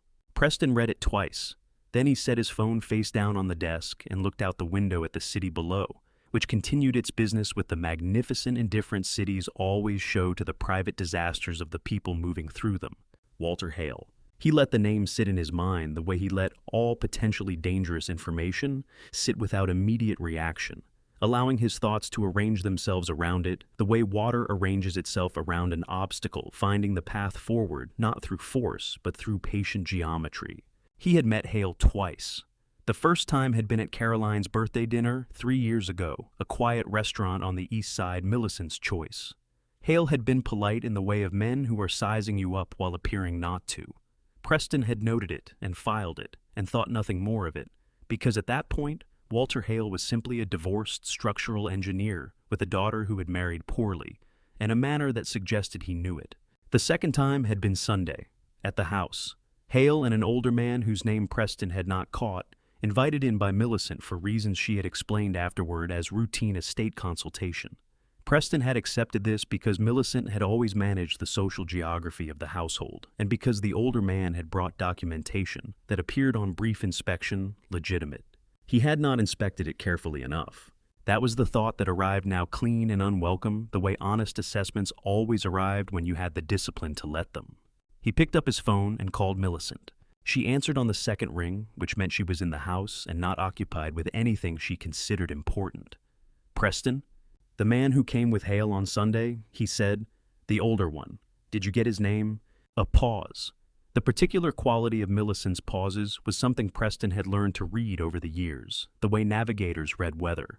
This one was not ignorance. It was something else, something measured, something that was deciding how much to give. "Barnett Cole," she said. He introduced himself, former IRS. "You didn't think to mention that to me?" "I didn't think it was relevant." Her voice was even unhurried. "They were looking at the property records for the West Wing renovation. I told you." "I know what you told me." Preston stood and walked to the window. 14 floors below, a taxi cut across 2 lanes without signaling, and a courier on a bicycle swerved without breaking pace. "I'm going to need you to think carefully about what they saw while they were in the house.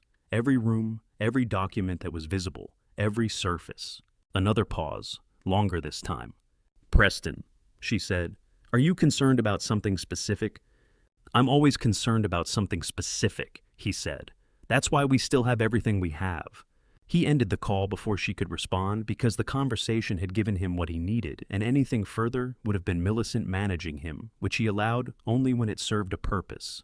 He sat back down at his desk and opened his calendar. 22 days until the gala.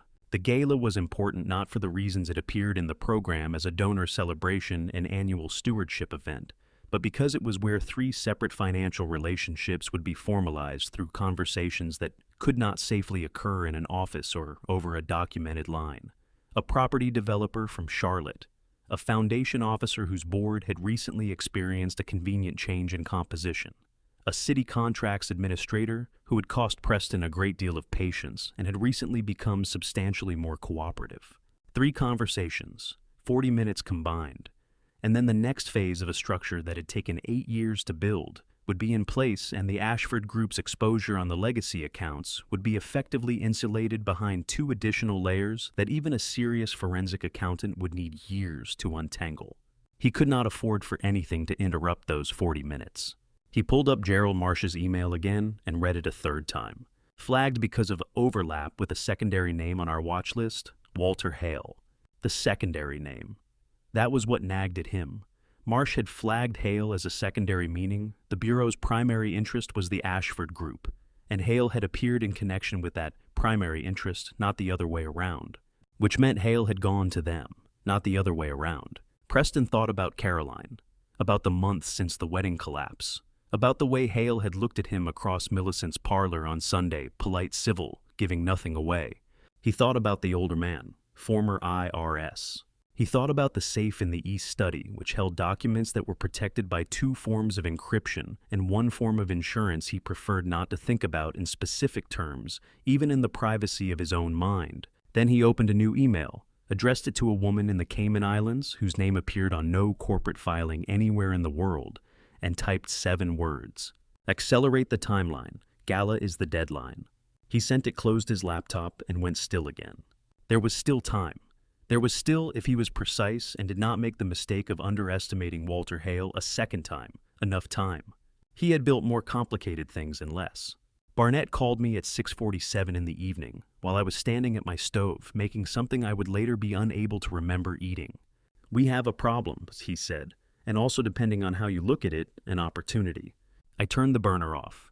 Tell me the problem first. Someone sent an outbound instruction to the Cayman account this afternoon, not a transfer in instruction. The language was flagged by a contact of mine at FinCEN.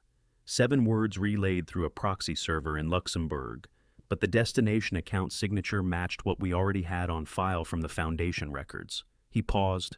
The instruction said to accelerate the timeline and name the gala as a deadline. I sat down on the kitchen stool. Someone knows, I said. Someone suspects, Barnett corrected, with the precision of a man who had spent 30 years in a profession where the difference between those 2 words determined everything. If they knew, we'd be hearing from Calloway about interference or obstruction, not from Marcus about a flagged outbound instruction. Marcus Webb had been Barnett's name for the last 10 minutes of every conversation we'd had for the past 2 weeks, referenced but never explained the way Barnett referenced all his most important sources, as if naming them too fully might wear them out. Tonight, I finally asked. FinCEN, Barnett said. Financial Crimes Enforcement Network. He retired 4 years ago, but he runs an informal alert service for 3 former colleagues who are still active.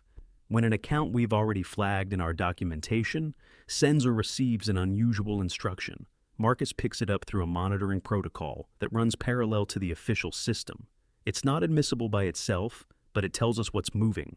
Is Marcus protected? Marcus is always protected. He built the protocol. He knows which side of the line he's standing on at every moment. A brief silence on the line.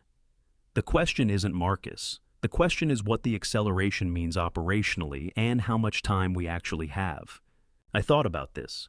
If Preston and I think we can say it's Preston has flagged the gala as a deadline, he's planning to move the money before or immediately after the event. The 3 conversations he needs to have at the gala are the last step before the transfer completes. That's how I read it, Barnett said. Which means the audio capture Calloway needs isn't just evidentiary anymore. It's the trigger for an asset freeze. She needs those conversations on record before the Cayman instruction executes, because once the funds move through the next layer, the trail goes cold for years, maybe permanently. I understood the shape of it now. We had been building toward the gala as a culminating event, the place where we gathered enough evidence to make a case. But the gala had just become something more pressurized than that. It was now a race with a hard finish line, and the other side had just started running. "I need to call Calloway," I said. "I already did," Barnett said. "She wants us both in her office tomorrow morning at 8. She said bring everything we have on the Cayman account structure because she's moving to formalize the asset freeze application tonight, and she needs our documentation as supporting material." "Can she freeze the accounts before the gala?"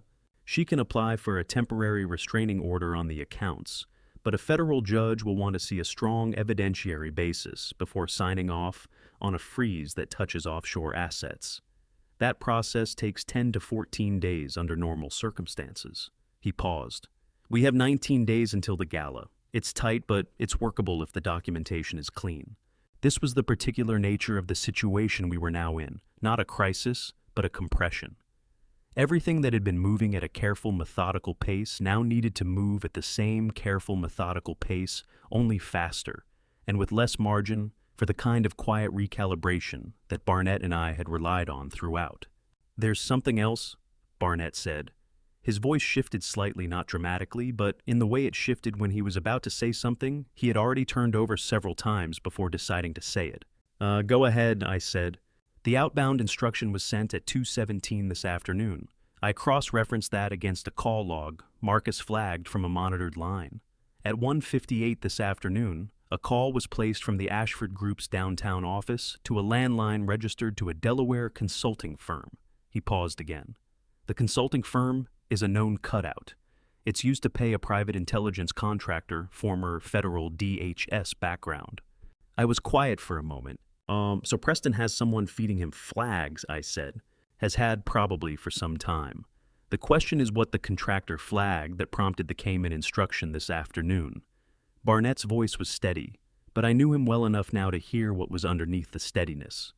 "Walter, the FBI's background inquiry on the Ashford Group ran through standard field office infrastructure on Tuesday. If Preston's contractor has the kind of access that would let him monitor federal inquiry traffic, he knows the Bureau is looking," I said. "He knows something official is looking," Barnett said. "He may not know the full shape of it yet, but he knows enough to accelerate." I sat with that for a moment in the quiet of my kitchen, the burner still off the pot on the stove cooling. I thought about Preston in his 14th floor office going still the way Millicent went. Still not with fear, but with the focused, unhurried calculation of someone who had always won by being more patient than the person across from him. He had one advantage I needed to account for. He did not know what we had. He knew the Bureau was looking. He did not know about Barnett's reconstruction of the full financial trail. He did not know about Sylvia. He did not know that Agent Calloway already had enough to support a freeze application, and that his acceleration instruction had, in being flagged, given us the additional urgency documentation we needed to move the judge faster. His move had helped us without him knowing it. That was the opportunity Barnett had mentioned at the start of the call. "You said problem and opportunity," I said. "The acceleration instruction is now part of our evidentiary record," Barnett said. "It demonstrates active concealment and flight of assets during a known federal investigation. That's not just supporting material for a freeze application. That's consciousness of guilt, Walter. A federal judge will read that and understand exactly what it means." I exhaled slowly. "So he handed us something." "He handed us something," Barnett confirmed. "He just doesn't know it yet." Outside my kitchen window, the evening had gone fully dark. Somewhere across the city, I knew Preston Ashford was in his own space, making his own calculations, running his own geometry. He was precise and experienced, and had built a structure that had held for 8 years. But he had made one mistake. He had moved when he should have stayed still, and in moving, he had left a mark. 19 days. "I'll be at Calloway's office at 8, I said. "I'll bring the documentation," Barnett said. "Get some sleep, Walter. Tomorrow's going to be a long one." He hung up. I sat in the kitchen for another few minutes, then got up, turned the burner back on, and finished making dinner. It seemed important suddenly to do ordinary things. Calloway's field office looked different at 8 in the morning than it had at our first meeting, less like a place where decisions were made and more like a place where people had already been making decisions for several hours before we arrived. Two agents I didn't recognize moved past the glass partition carrying accordion files. A whiteboard visible through the interior window had been partially erased and rewritten in a hand that pressed harder than the previous one. Barnett noticed it too. He said nothing, but he adjusted the strap of the document bag on his shoulder in a way that meant he was recalibrating. Calloway met us at the door to her office and shook hands with the efficiency of someone who had already had 3 conversations before breakfast. "Thank you for coming in. There's been a development since we spoke last night. I want to walk you through it before we get into your documentation." She gestured us inside. Seated at the round table in the corner was a man I hadn't seen before, late 40s, broad through the shoulders, a quality of compressed impatience that reminded me of a building that had been designed for more load than it was currently carrying. He had a coffee cup he wasn't drinking from, and a legal pad covered in notations he wasn't looking at. "This is Special Agent Derek Osmond," Calloway said. "He runs our financial crimes unit out of the Charlotte field office. Derek, this is Walter Hale and Barnett Cole, the civilians I briefed you on." Osmond looked at us the way experienced federal agents look at civilians who have wandered into their cases, not with hostility exactly, but with the particular wariness of a man who has seen well-intentioned amateurs complicate things that didn't need complicating. "Mr. Hale," he said. "Mr. Cole." He did not stand. We sat down. Calloway took the chair between us and Osmond, which I suspected was not accidental. "Here's what's changed," she said. "The Charlotte developer you identified in your financial records, the one Preston Ashford was planning to meet at the gala. His name is Raymond Burwell. He has been the subject of a separate FBI investigation for the past 14 months. Federal contracting fraud, bid manipulation on 3 municipal infrastructure projects in North Carolina, Derek's case." Barnett set his document bag down very carefully. "How close is his case to prosecution?" "Close," Osmond said from across the table. "We have Burwell on 2 of the 3 contracts. The third is the one that gets us the conspiracy charge, which is the one that matters for sentencing exposure.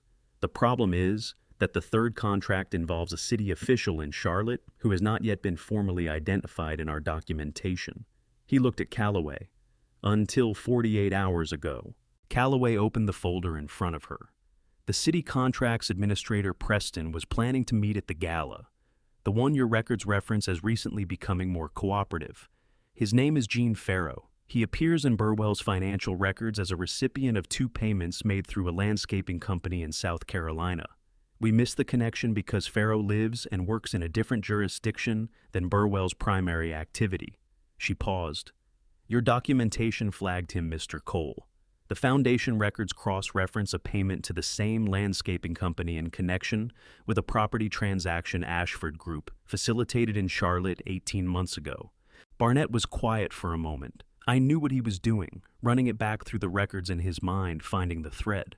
"The Meridian property," he said. "There was a consulting fee I couldn't fully account for. $42,000 to a South Carolina LLC. At that LLC is the landscaping company," Osmond said. He leaned forward slightly, the compressed impatience sharpening into something more focused. "Mr. Cole, the documentation you've built gives us the bridge between Burwell's case and ours. Farrow is the link. If we can put Burwell, Farrow, and Ashford in the same room, on record discussing the arrangement, stuff, or fastball bestowal." "The gala does that," I said. Osmond looked at me. "The gala does that," he confirmed, "which is why I'm here and why I need to be direct with you about where I stand on the timeline." He glanced at Calloway, a glance that communicated something they had clearly already discussed and not fully resolved. 14 months is a long time to build a case. I have a witness in Charlotte who has been cooperative for 6 of those months and whose patience is not unlimited. Every week we wait is a week that witness is exposed. I want to move at the gala. I want this to be the culminating operation, not a step toward one. "It is the culminating operation," Calloway said, with the measured firmness of someone repeating a position they had already stated clearly and were not planning to abandon. "The asset freeze application goes to the judge this week. The audio device goes in with Sylvia." She caught herself using the name without a surname. "With our inside contact, we capture the conversations. We freeze the accounts within 48 hours of the gala. That's the sequence. And if something goes wrong with the device," Osmond said, Then we use what we have, Calloway said, which is substantial. It's substantial isn't a conspiracy charge on the third contract. The room was quiet for a moment. I looked at Barnett. He was watching Osmond with the expression he wore when he was assessing the load-bearing capacity of something, patient, thorough, withholding judgment, until the measurement was complete. Agent Osmond, Barnett said, "May I ask a procedural question?" Osmond gestured with one hand. "Go ahead." If the gala operation captures audio of Burwell Farrow and Ashford discussing the arrangement, and if that audio is obtained through a properly authorized device placed by a voluntary cooperating witness, what is the admissibility standard for using that audio across both your case and Agent Calloway's? Osmond's expression shifted slightly. Federal Rule of Evidence 801. Co-conspirator statements made in furtherance of the conspiracy are admissible as non-hearsay. If the audio captures them discussing the arrangement in active terms, payment structure, next steps, any forward-looking agreement, it's clean across both cases. Then the device does your work and Agent Calloway's simultaneously, Barnett said. One operation, one evidentiary record, both cases close. A silence that was different from the previous one, less tense, more evaluative. Osmond picked up his coffee cup for the first time and drank from it. "Your inside contact," he said to Calloway. "How solid?" "It's solid," Calloway said. "Motivated. Motivated by the right things." He set the cup down. "All right." He looked at me directly, the wariness not entirely gone, but reorganized into something more collegial. "Mr. Hale, you understand that from this point forward, this is a joint federal operation. That means you and Mr. Cole are cooperating witnesses, not investigators. You provide documentation, you provide access where authorized, and you stay out of the operational lane." "Understood," I said. "I mean that specifically. The gala, you're not in the room for the three conversations. You're not wired. You're not present in any capacity that puts you in contact with Burwell Farrow or Ashford during the operational window." I thought about this. "Caroline," I said. Osmond looked at me. "My daughter will be at the gala," I said. "She received her invitation before any of this began. Withdrawing now would signal something to Ashford. She needs to be there." Another look between Osmond and Calloway. "She attends as a civilian guest," Calloway said. "No involvement in the operational window. She stays in public areas, interacts normally, and leaves when the event concludes." She'll agree to that," I said. I was fairly certain this was true. Barnett unzipped his document bag and began setting folders on the table, the careful sequential way he arranged materials, each one labeled in his precise handwriting, the full architecture of 8 years of financial concealment laid out in order on a federal conference table. Osmond looked at the folders. For the first time since we'd walked in, something in his expression shifted fully, not to warmth, but to the particular recognition that passes between people who understand the weight of careful work. "Now, how long did this take you?" he asked Barnett. Barnett considered the question seriously as he considered all serious questions. "The first version," he said, "took 31 years. This version took about 6 weeks. Osmond almost smiled. "Let's get to work," he said. Thursday, day 1. The freeze application went to the federal courthouse at 4:17 in the afternoon. Calloway's paralegal, a young woman named Iris, who moved through the office with the focused velocity of someone who had learned early that speed and accuracy were not mutually exclusive, handed me a copy of the filing reference number on our way out. I held the slip of paper in the elevator and thought about how strange it was that 8 years of financial concealment could be reduced at its most critical moment to a reference number on a 3x5 card. Barnett took a photograph of it with his phone. For the record, he said, as he said about everything he photographed. The following Monday, Sylvia came to a location. Calloway's team had arranged a nondescript conference room in a building that appeared from the outside to be an insurance company, and may well have been. 2 technical agents walked her through the device. It was smaller than I had expected when Calloway described it to me afterward. A modified USB drive, indistinguishable from the standard audio interface dongles Sylvia used regularly in her AV work. The insertion point in the ballroom's system had been identified through the venue's publicly available technical specifications. Sylvia had confirmed the physical access point from memory. She ran the insertion drill 4 times. The agents timed her on the 3rd and 4th attempts. Calloway told me later that on the 4th attempt, Sylvia had been faster than the agents had benchmarked from their own practice runs. I was not surprised. The Wednesday after, Barnett completed his final documentation pass and delivered the full package to Calloway's office in 3 binders, each tabbed and cross-indexed in the system he had developed over 30 years and refined, he told me, in the 6 weeks since Caroline had first come to his door. The package ran to 214 pages. It covered the shell company structure, the offshore transfer chronology, the foundation record falsifications, the Meridian property bridge payment, and a timeline reconstruction that placed Preston Ashford at the center of each major decision point, with enough specificity that, as Barnett put it, with characteristic understatement, a federal judge would have no difficulty following the argument. Osmond's team added their Burwell and Farrow documentation as a supplemental volume. The combined package was, Calloway said, when she called me that evening, the cleanest cooperative civilian submission her office had processed in 11 years of financial crimes work. Barnett, when I told him this, said only, "Tell her I appreciate the 11-year qualifier. It keeps me honest." The following Friday, the freeze application was granted. A federal judge in the Southern District signed the temporary restraining order on the Cayman account structure at 2:40 in the afternoon. The order covered 4 accounts across 2 jurisdictions, the Cayman entities and a secondary structure in Luxembourg that Barnett had identified in his final pass and that none of us had been entirely certain the judge would include. She included it. The Luxembourg structure was frozen alongside the Cayman accounts, effective immediately and pending the outcome of the federal proceeding. Calloway called me as I was leaving a site inspection in the East District, a routine structural review that had nothing to do with any of this, and that I had continued taking throughout the entire preceding weeks, because the alternative was to sit in my apartment and wait, which I was not capable of doing with any dignity. "The order is signed," she said. Both structures. I stood on the sidewalk outside a 6-story building I had spent the morning assessing and felt something that was not quite relief. Relief implies the danger has passed, and nothing had passed yet but was adjacent to it. The specific sensation of a wall that has been holding against pressure for a long time, finally getting a second wall built beside it. "Oh, what does this mean for Preston?" I asked. "It means that when he tries to execute the Cayman transfer after the gala, the accounts will be inaccessible. He won't know they're frozen until the attempt fails. At that point, depending on what we've captured at the gala, we move to arrest. He'll know something is wrong before the attempt fails," I said. "Yes," Calloway said, "which is why the 48 hours after the gala will be the most important 48 hours of this case.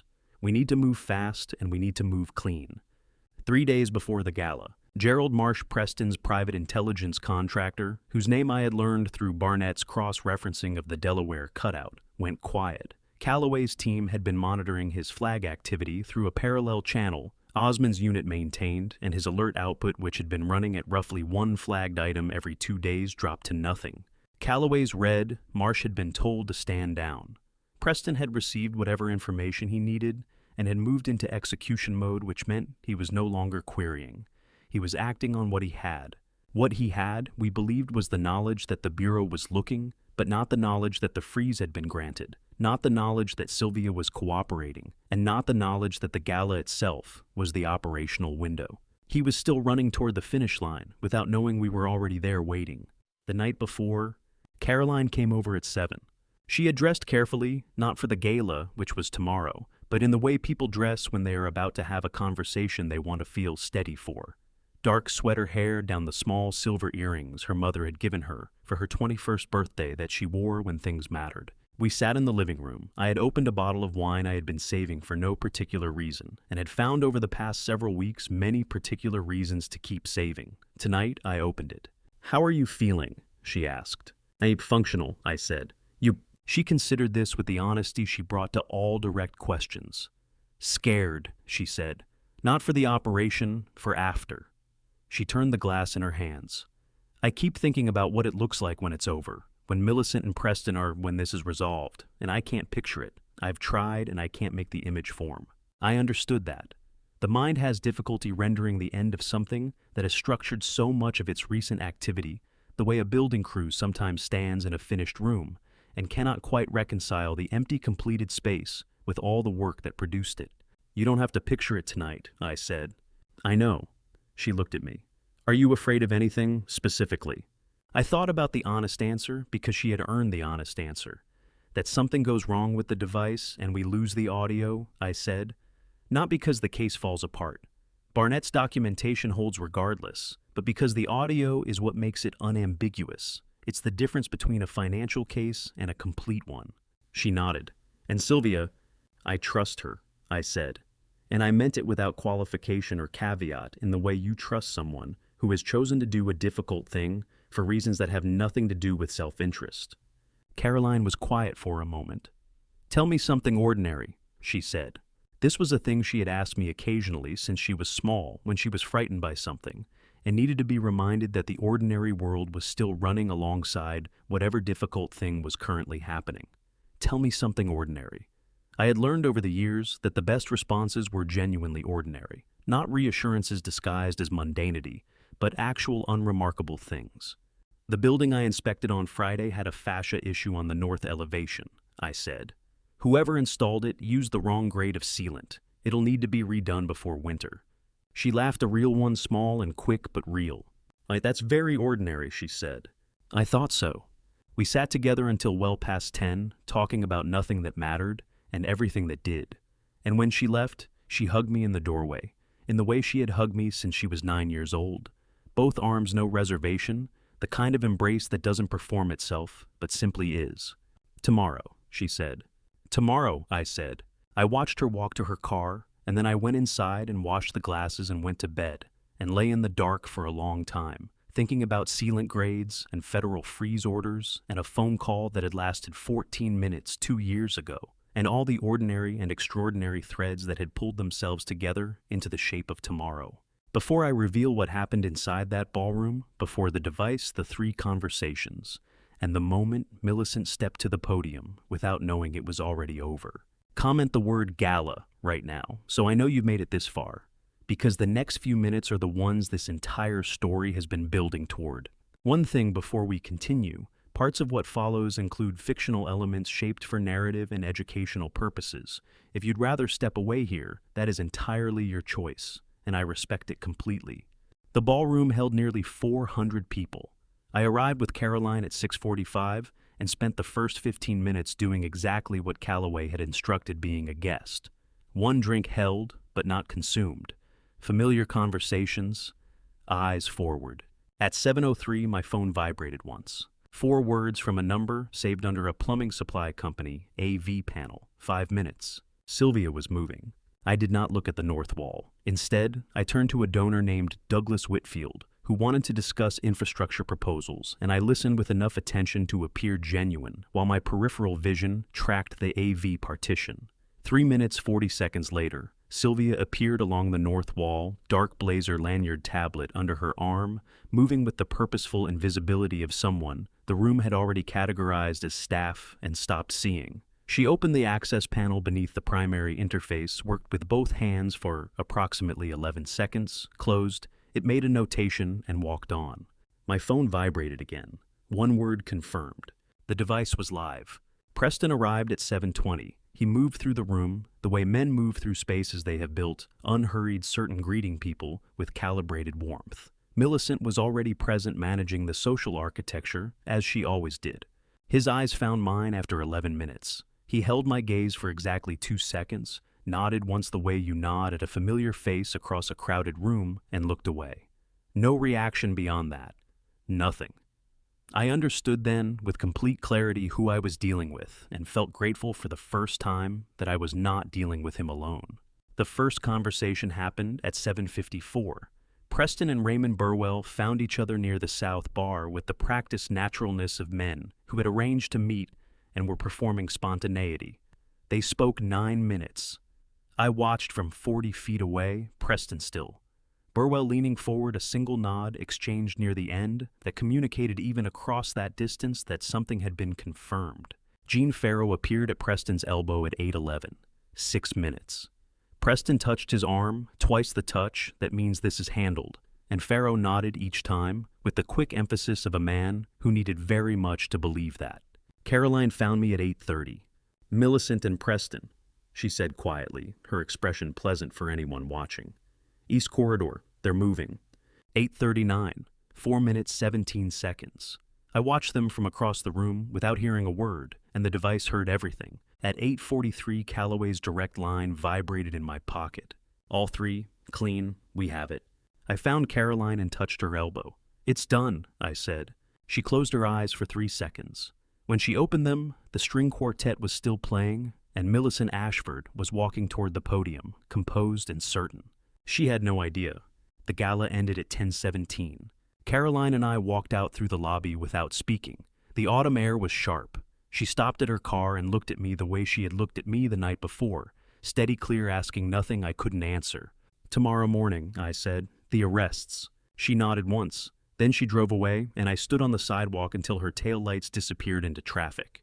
Barnett texted at 12:41. Preston attempted the Cayman transfer at 12:22. Accounts frozen. Attempt failed. He knows. I read it twice in the dark of my bedroom. I thought about Preston at 12:22, initiating the transfer, waiting, receiving the rejection. Not a delay, not a processing error. The specific, unambiguous response of a frozen account. A man with his sophistication would have recognized it immediately. He would have understood in that moment that whatever he had been trying to outrun had already arrived before him. I put the phone down and looked at the ceiling until sleep came. Calloway called at 7:52 Saturday morning. Preston Ashford was taken into custody at 6:48, she said. His residence. He said nothing without counsel and exercised that right immediately. Millicent, 7:03, the estate. She asked for her attorney before the agent finished reading the warrant. Then she asked if she could change her shoes. Calloway paused. Burwell was arrested in Charlotte at 6:50. Osmond's team. Simultaneous coordination. Gene Farrow contacted the U.S. attorney through counsel at 7:30 and surrendered voluntarily. His attorney has already indicated full cooperation. The accounts, I asked. Cayman and Luxembourg remain frozen. Asset recovery begins Monday. I sat at my kitchen table and said nothing for a moment. Sylvia gave her formal statement at 6 this morning. Calloway continued. She came in voluntarily an hour before the arrests. 12 years of testimony clearly and without equivocation. A brief pause. She asked that something be conveyed to your daughter. She said, "Tell Caroline that I picked up the phone because I knew even then that it mattered, and I'm sorry it took me 2 years to do something about it." I closed my eyes. "I'll tell her. The case is clean, Walter. Everything held." Before she hung up, Calloway mentioned one more thing. Roland Pierce, the attorney behind the commitment petition, the bar complaints that had dissolved twice without explanation, had been referred that morning to the Pennsylvania Attorney General's office and the State Bar Disciplinary Board. His firm had placed a notice on its website by noon, stating that Pierce himself was taking an indefinite leave of absence. She said it without editorial comment. She didn't need to add any. Caroline called at 4 that afternoon. "I heard," she said. "Calloway's office called me directly." A silence. Sylvia's message. "I already know what it said. She wants you to know she's sorry." "I know." Her voice was soft in a way it hadn't been in months. "I'm going to write her a letter, a real one." "That's exactly right," I said. Another silence, comfortable this time. "How are you feeling?" I asked. She thought about it honestly the way she always did. "Like something very heavy has been set down," she said. "And my arms are still shaped around it." "And that passes," I said. "I know it does," she said. "Good night, Dad." Good night," I said. Someone once asked me what kept me standing through the darkest months of this story. The honest answer is Caroline. And behind Caroline, in a way I cannot fully explain, with reason alone, a quiet belief that God does not let the truth stay buried forever. It only feels that way when you are the one doing the digging. This has been a family story about betrayal, patience, and the cost of staying silent too long. If I am being truthful with myself, I was not always the father Caroline needed. I handled things away from her. I edited the truth to protect her, when what she actually needed was someone willing to stand beside her, inside the difficult, not shield her from it. Don't be like the version of me that chose comfort over honesty. The people you love deserve the unedited truth even when it is heavy. My personal opinion, and I say this as someone who lived it, is that family betrayal does not begin with the person who steals or deceives. It begins the moment someone in the room decides that keeping the peace matters more than telling the truth. Silence is not neutrality. Silence is a choice, and it has consequences that compound quietly over years. Every family story carries its own version of this weight, and what I know now, what this experience carved into me, is that the people left behind by betrayal inside a family are often the ones who saw it coming and said nothing, including me. Including for too long, almost everyone in that house. If any part of this story stayed with you, if it made you think of your own silences, your own difficult rooms, I would love to hear from you. Leave a comment below. Share this with someone who needs it. And if you believe these stories matter, subscribe because the next chapter is already waiting. Thank you sincerely for staying until the very end.